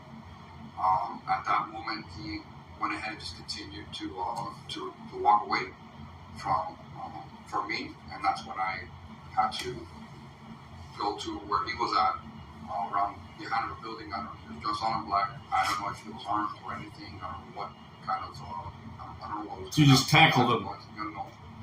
Make the contact with him. As soon as I made contact with him, he was still refusing to comply with anything I was trying to tell him.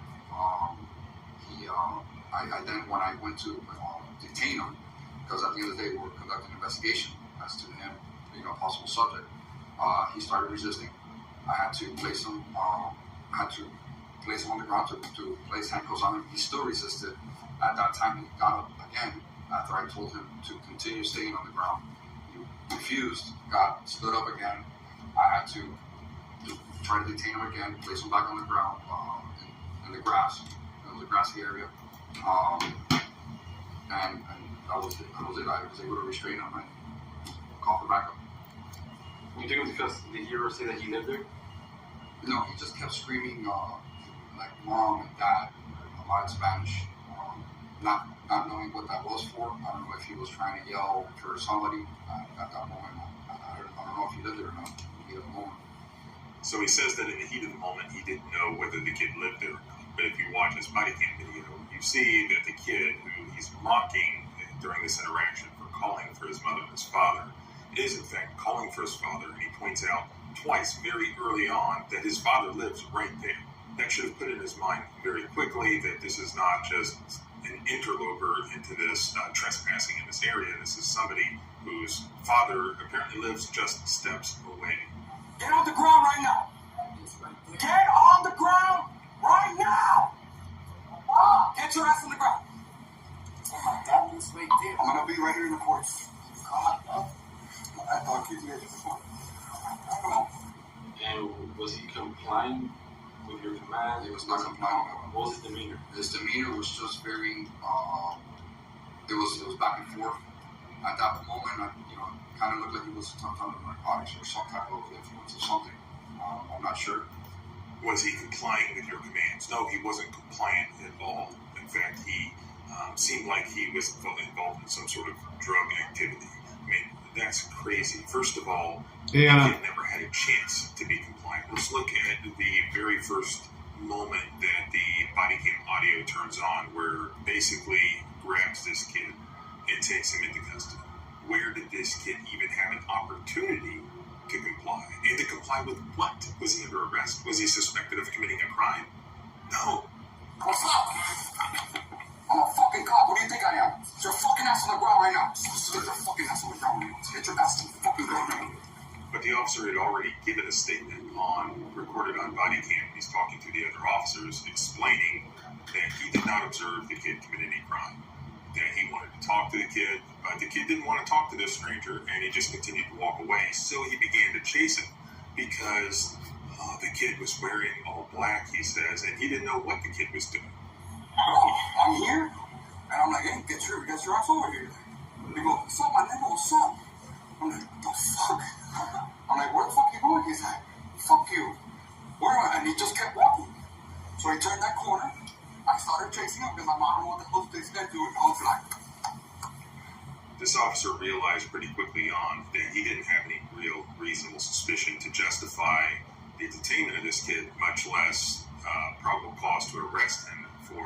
resisting his investigation during that detainment. So you can see on the body cam footage where he actually fabricates it after the fact. When he goes and he talks to the security guard, he's like, "Hey, did you see this kid looking in the cars, things like that?" And they're like, "Oh, yeah, we saw that." But that doesn't place that information in this officer's mind prior to beginning that illegal detainment. After the fact, doesn't matter. It No worries. doesn't matter what. Get ready to get off in 10 minutes. It doesn't even matter what the truth is. It matters what information did a police officer have in that position. Oh, yeah. Put him in the octagon. This body cam footage, I believe, My old ass will whip him. the entire 911 call proves that the officer did not have any reasonable suspicion of criminal activity at the time he grabbed a hold of this kid, detained him under the Fourth Amendment, and used force against him under the Fourth Amendment. Oh, well, for sure they're looking at the car. Were they looking at the cars or anything? Did you guys see them do anything? Out of the whole area, like casing the area, like kind of like looking around cars? It's how we looking at everywhere. Going something around where he's at. It's not saying he's wrong. Okay. Looking around the cars. Oh, yeah? That's the best piece. That's the best. But they're saying that he was looking at the cars. Right, that's what I'm saying. What else? I mean, that's a perfect right. And then you announce yourself and you just, I think these two are associated to it. It's getting the right. I'm freaking in the money and everything. Look at this. Look at my knees. Got dirt all over my gun button and everything. Everything was on the cross. You know why you're being arrested? Well, that looks man This to this kid, and that's because he felt disrespected. Nothing more. Okay, you're telling me you can't see the big police car. You see from over there, you're telling me, what's up, my nigga? What's up? Are you kidding me right now? I'm like, hey, bro, you fucking. So I started cursing, bro, because I'm like, this guy's disrespecting me. A police officer feeling disrespected or having a hunch does not qualify under the Fourth Amendment to seize citizens. This happened here, much less use force on them. And that's why they had to fabricate this after the fact that there were these break-ins and there was this call about suspicious person looking at cars and so on. That's all fake. Everybody knows that's BS. So the family did make a complaint here. Internal Affairs went through the process of investigating it, but if you listen to the questioning, really it's designed to defend the police officer. It's not designed to challenge the police officer at all. And as many times we see, the only thing they disciplined him for was using profanity. And then they covered for the more serious constitutional violations. But the important thing is that now it's out there. The public is seeing the constitutional violations that occurred here and the bad cops that exist out there, such as this one, who's willing to do this to a 20-year-old kid just because the officer feels disrespected. We should be able to walk where we live without being harassed and stopped and asked for our papers by the government. And here, it's just sad that this police officer did. So spread this footage, spread the word, subscribe, both here and at the blog at thecivilrightslawyer.com. Remember, freedom is scary. The ability to walk around your home, your apartment complex, without scaring some security guard who doesn't even know the name of your complex correctly. Freedom is scary.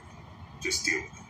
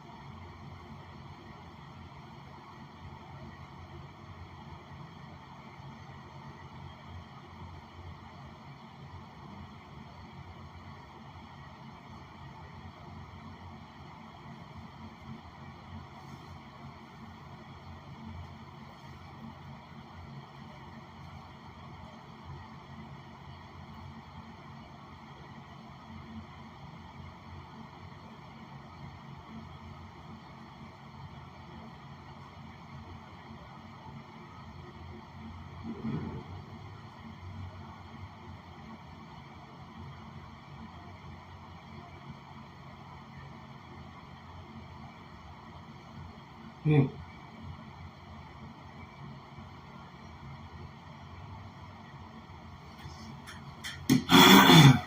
Lucky, thank you for the sticker. I appreciate it, brother.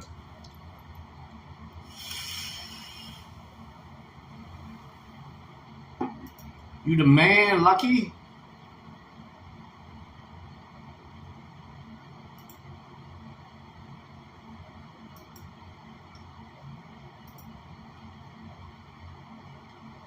What are we up to now?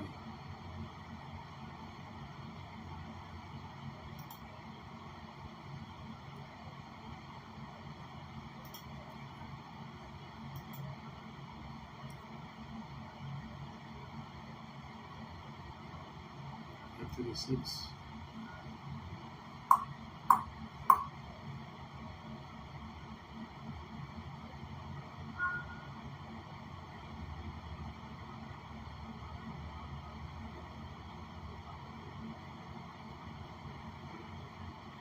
No Gumby tonight.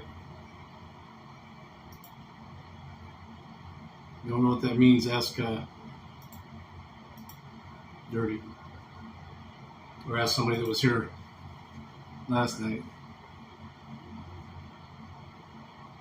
Arm WrestleMania, huh? Oh, yeah.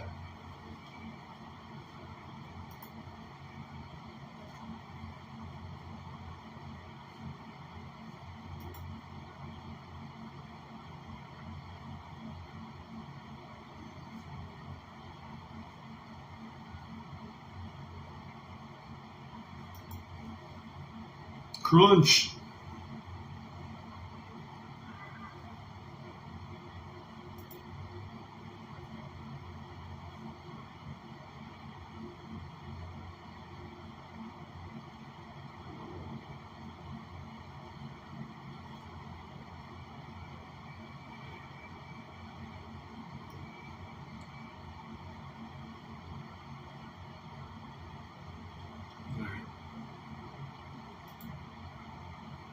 Yes, lucky $5.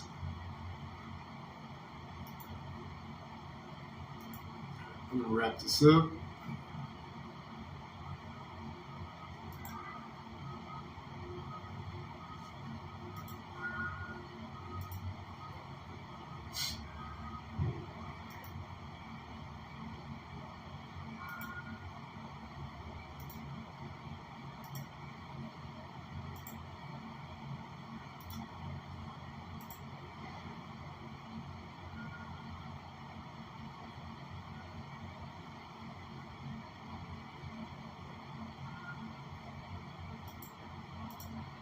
Double check something real quick.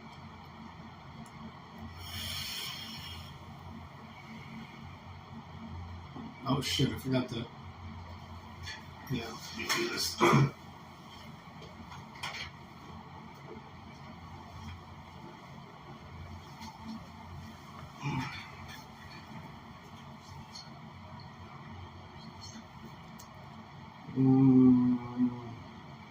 So 13th.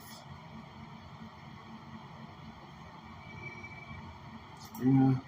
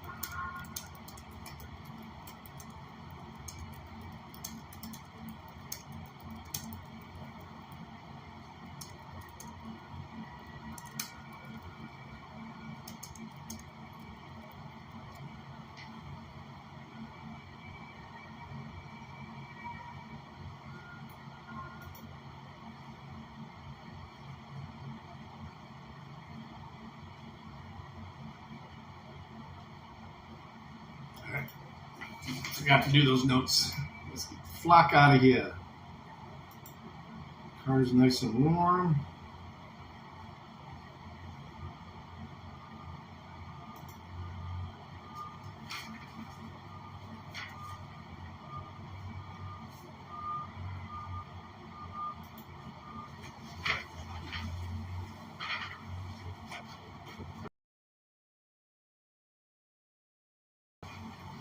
Yes, I'm sure I want to close. That's why I click the X.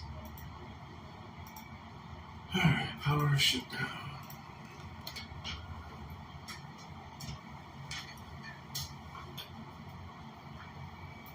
Chuckster, Chuck Bronson. What up, brother?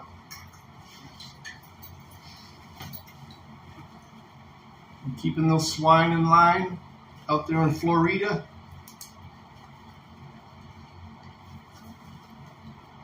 Now would be a good time to be in Florida, I'll tell you that. Chilly outside.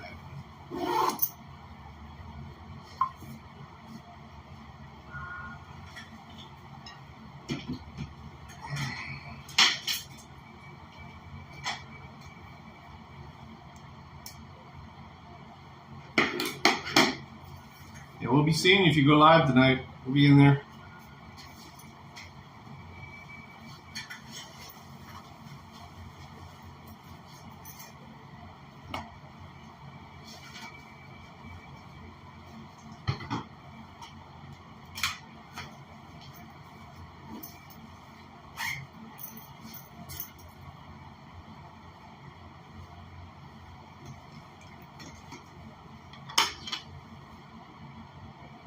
$69. Yeah. 39 here. Maybe less than that. Let's see what it is. Let's check temperature before we go. Perfect weather. No gas. Yeah, look at that. 39.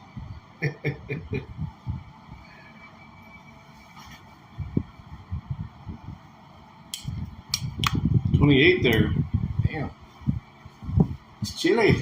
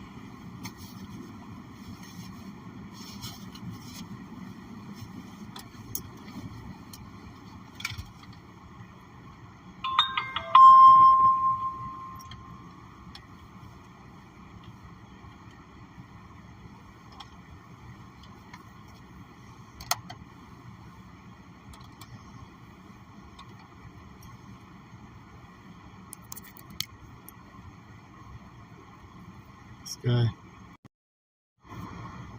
chasing me outside the building here.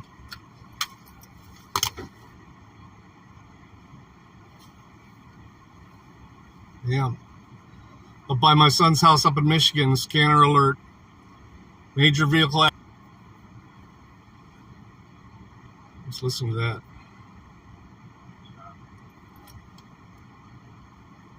You drunk? Oh, he's live right now. Chuck is live right now. Just updated. Sounds like the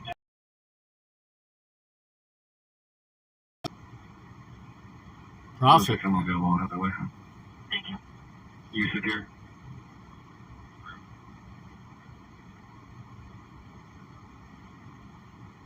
Corporate 27 traffic, 7 Mile Lane. Hi. Breakfast, go ahead. Black and gray Tahoe, license plate 085X610. 157, go ahead. Clear somehow.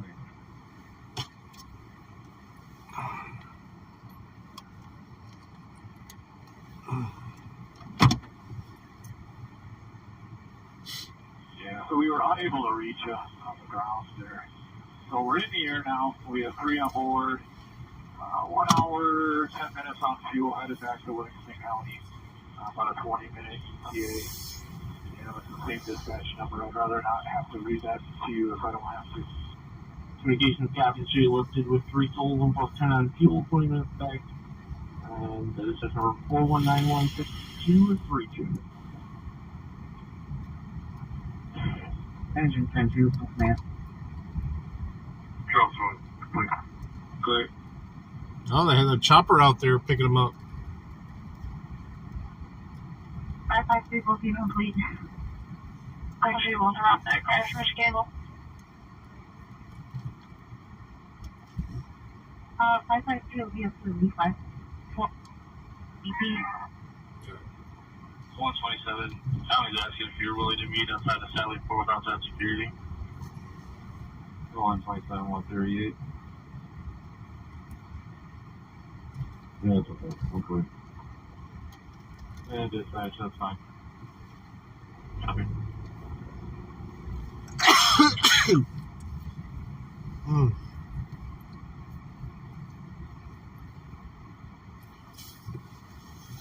Sprayed my dashboard with snot.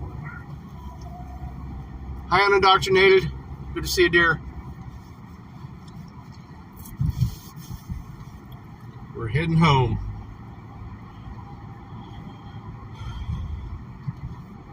We're having an employee luncheon tomorrow at the Detox. I guess I'm considered an employee, so I'm going to go.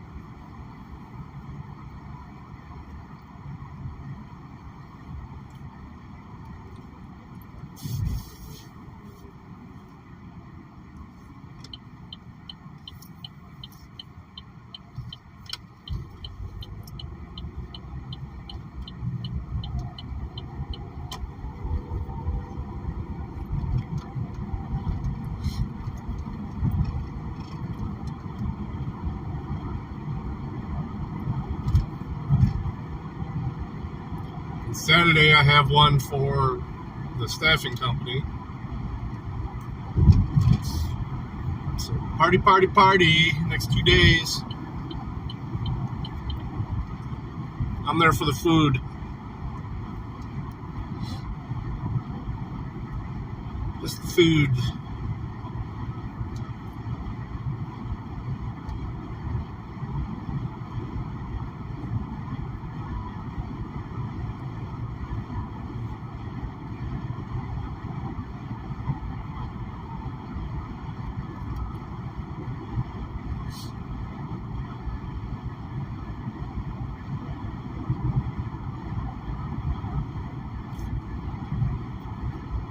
Cops must be moving around a lot because there's a bunch of speed alerts, but there's no cops.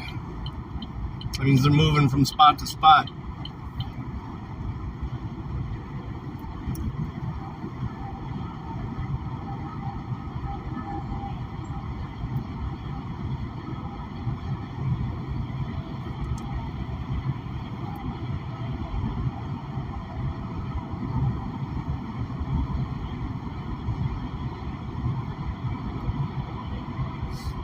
That's messed up.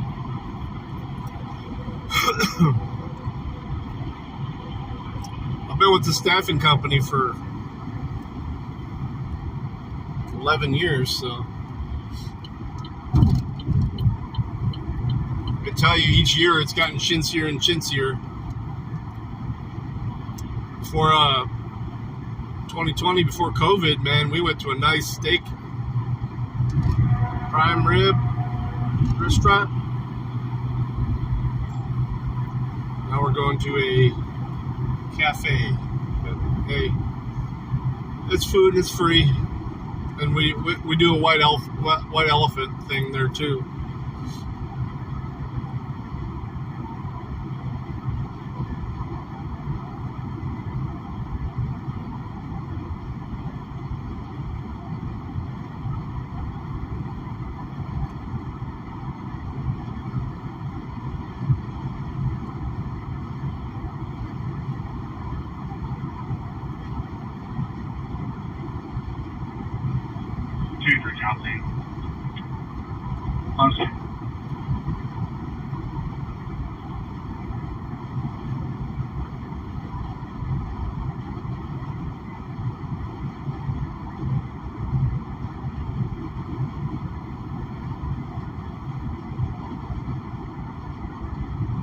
Hey, JC.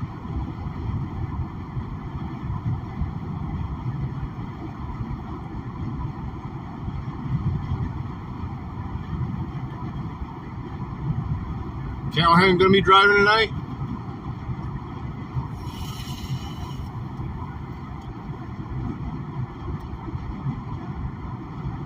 I just sent him a message.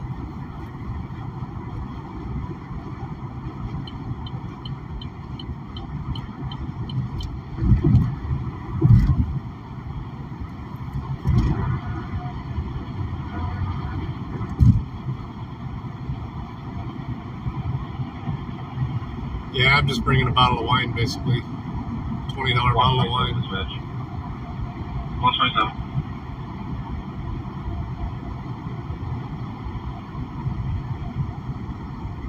Enter out the county with one adult male. Check.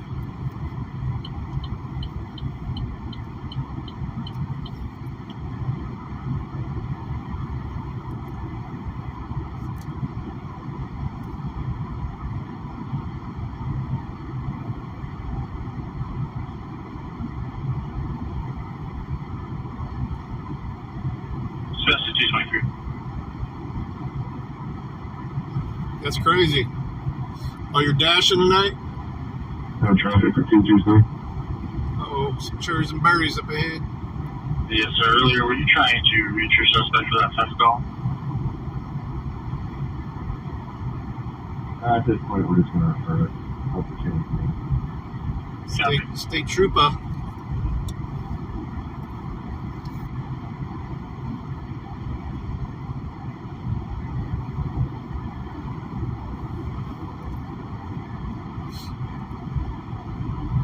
I never mark, when they have somebody pulled over, I don't mark them as a cop there. I mark it as the car on the side of the road rather than the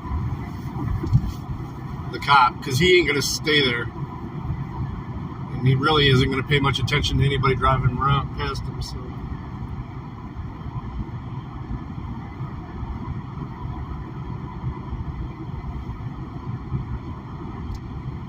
Cop watch tonight? Probably not. And we're listening. I can't cop watch on the freeway, dude.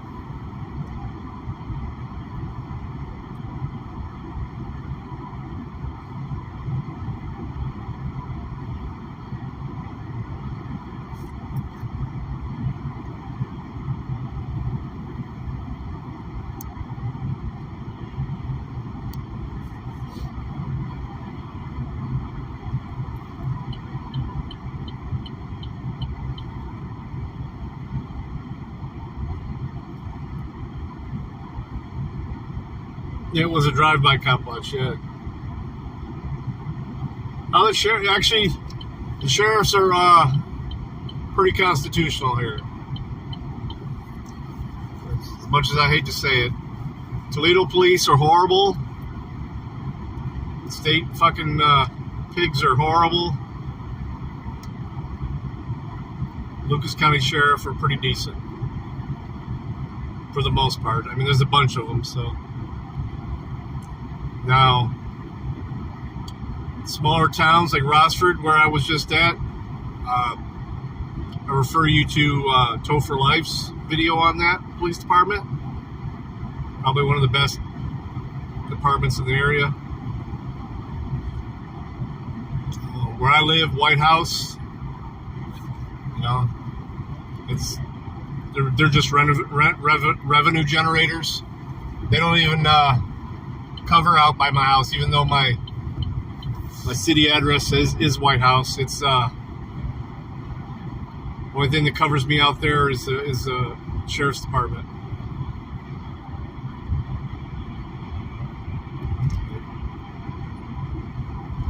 For a large metro area sheriff's department, under this current sheriff, they do pretty well.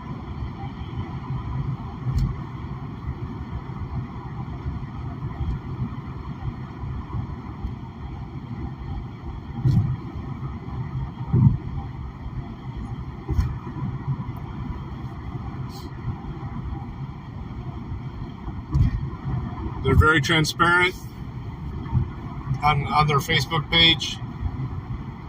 They leave posts up, even if they don't like them. What's funny is they have this comedian ass fucking captain or something like that likes to respond, and it's actually pretty funny.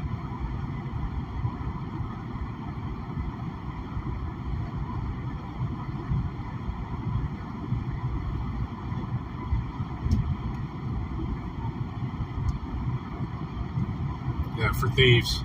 Yeah. That's the same deal there, though. You know how we got, in my area, I've got that long area that it's 25 miles an hour. In Rossford, it's so tiny, they have the same thing in their downtown area, and it's so easy to go too fast along there. I mean, they literally sit in front of the bars, too, though. I mean, it's revenue generation. They're not necessary.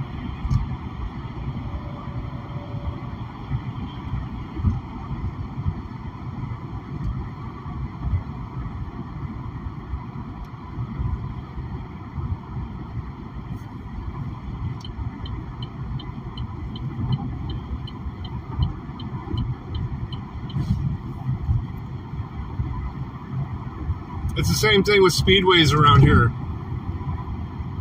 The nicer ones have bathrooms, and the ones in the worst areas don't.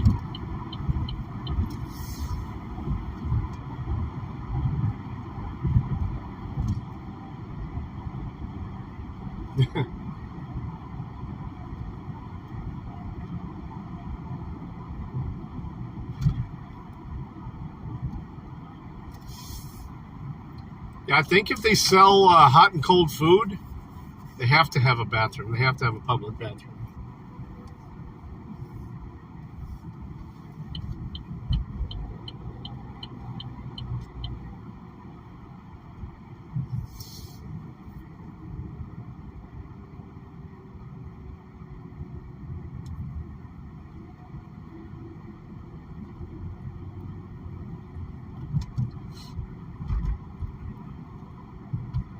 Yeah, the village I live in is, not even 1,000 people. The actual village limits, anyway.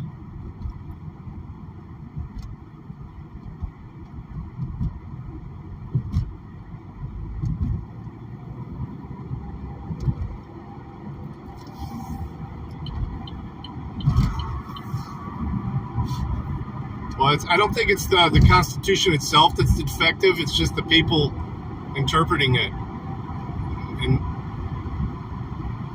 completely fucking it up. We'll start with the 19th Amendment.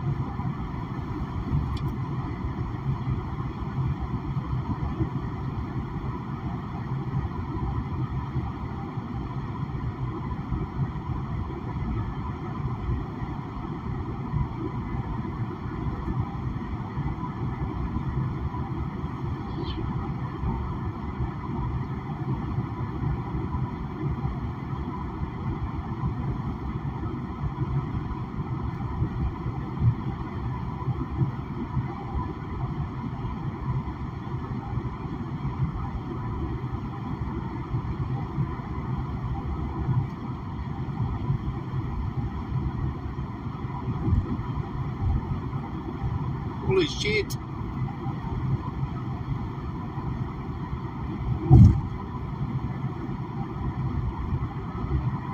We have Circle K's around here, but not nearly as many as we have speedways.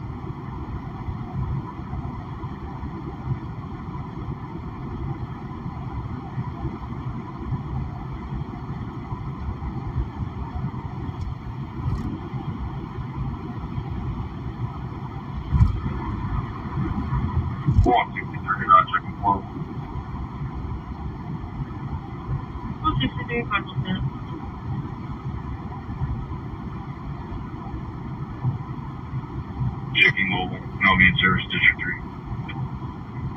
That is District 3. Fuck off, Matt. Mobile and service District 2. It is District 2. You got the old Cliff Clavin memory? And all that useless info stored away.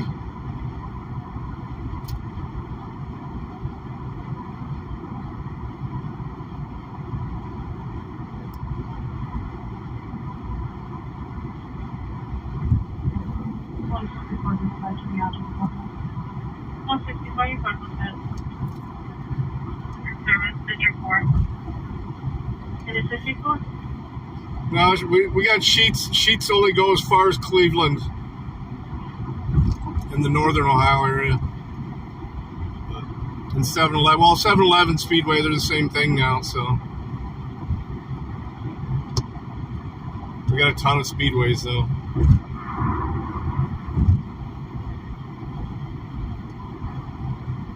I like them. They're usually pretty clean.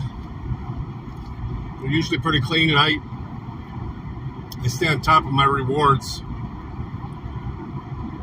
Get those discounts once in a while. Every time I pump gas or buy coffee or donut or whatever I buy there, earning points. I used to build them up all year and then just get a bunch of trade in the points for gas cards and give those to my sons.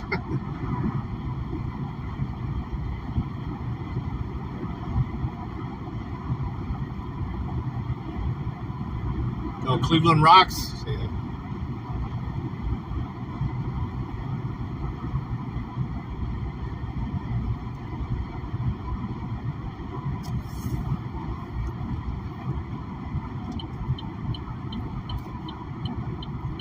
Cleveland is just Ohio's version of Detroit, basically. It's got good areas, it's got bad.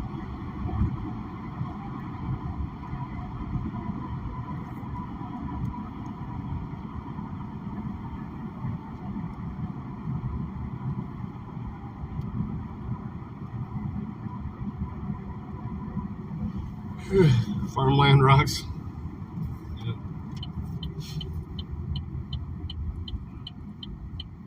5 miles to get home from here, and this is the last red light.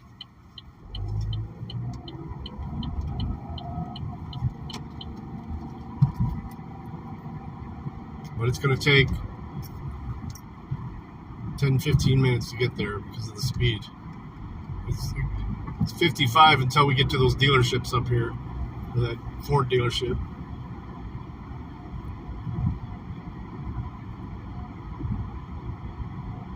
Ohio, really? First time I got married was in Texas, San Antonio.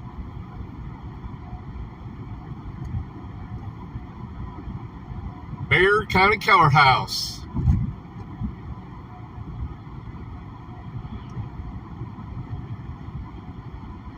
Oh, Dayton.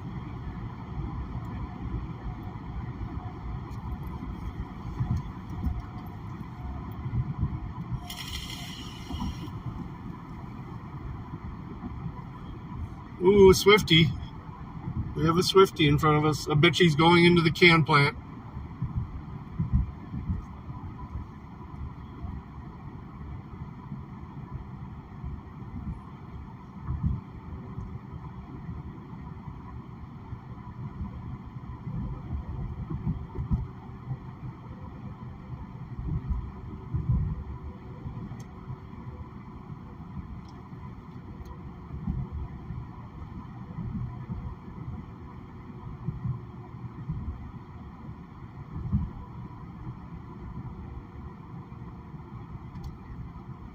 Oh, yeah.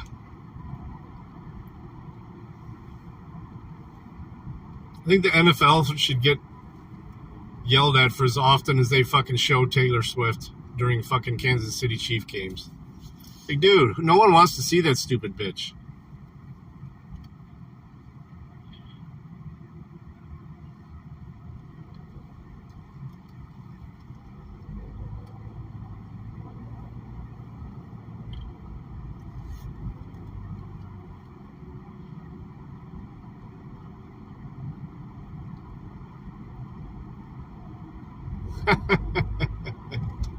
Skyline chili.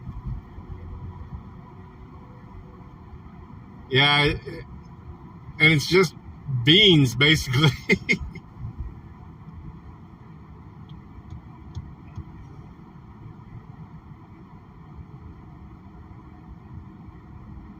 Yeah, Unindoctrinated was talking about that. She was the one telling about how that, her cousin made that or something.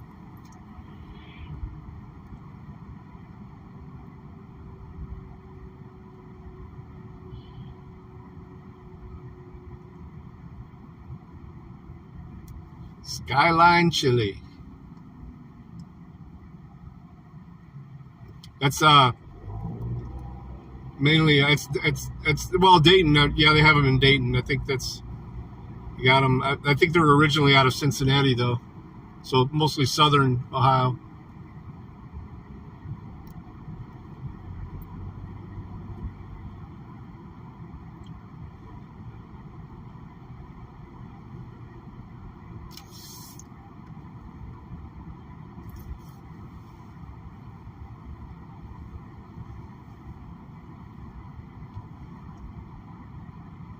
Why Mexican?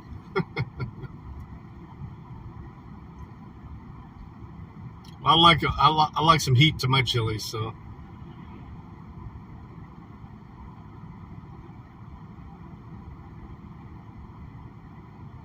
Oh yeah.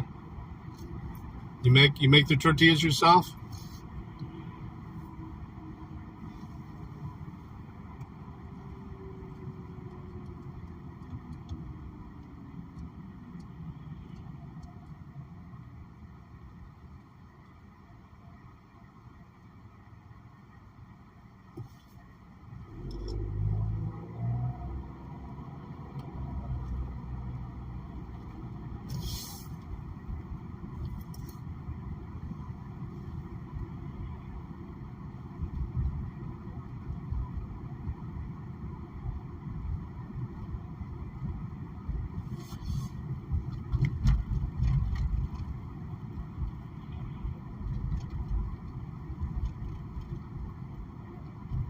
Oh shit. Jared went straight to hell. Now if you'll notice, the way I spell hell is different because it's a different place in my faith.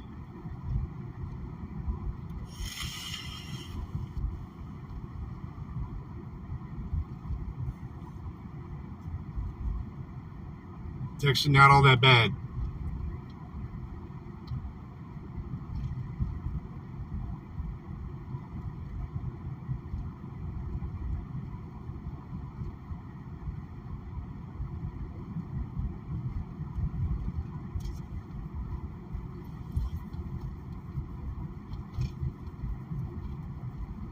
Well, little ones are fine for like tacos and stuff, but if you're gonna roll it or do a burrito or something like that, you gotta have the big some bitches. If you want to make a quesadilla.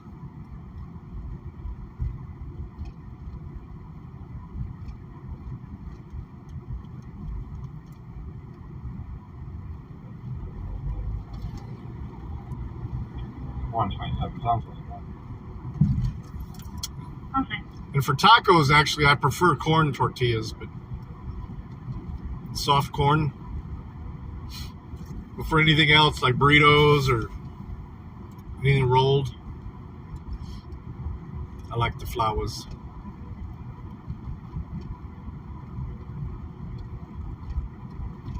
Yeah, you got to order a bunch of them, though.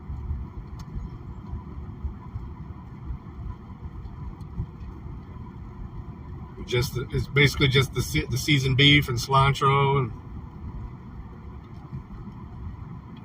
I prefer steak tacos anyway. Not a huge fan of ground beef.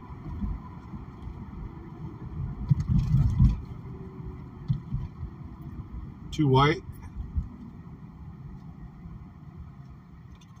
No, you can't burrito a corn tortilla. It'll crack.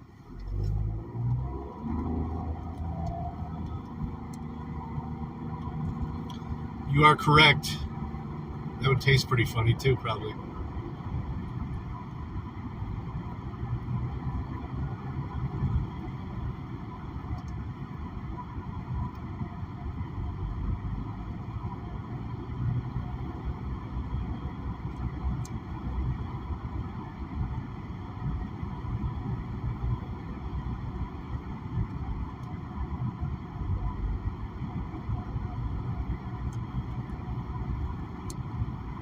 If it's soft, it's a burrito. No, sir. You are incorrect.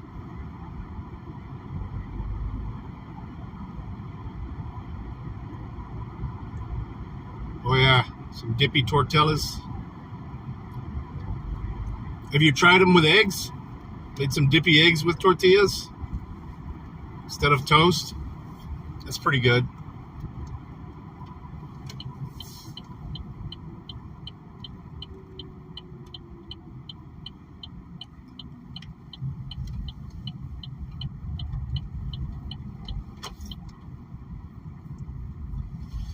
I used a fucking quarter tank of gas today, driving up all to Michigan and shit for no reason.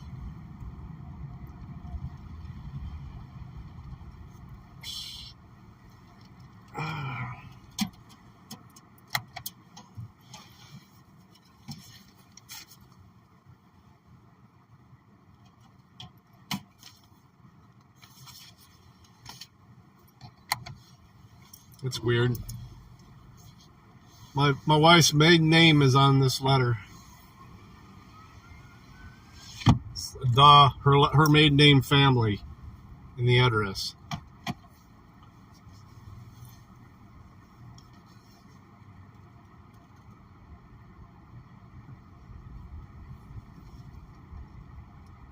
The bar that I normally eat on Tuesdays, they call them crunchy chicken tacos, but they're basically just chicken fingers, fried up chicken fingers chopped up into a soft taco. But they've got a chipotle ranch that goes on it. Oh my god, it's so good with the onions and the extra cheese and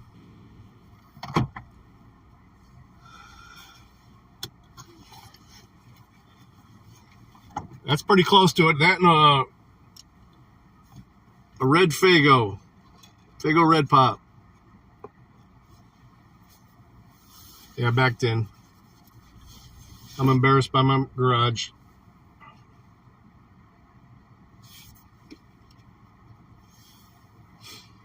Night, y'all. Love you guys. Thanks for hanging out. I will be live, at least for the drive out to Green Springs tomorrow. You guys have a good night. I'll probably see you in the chats. I'll probably jump in Chuck's chat for a minute.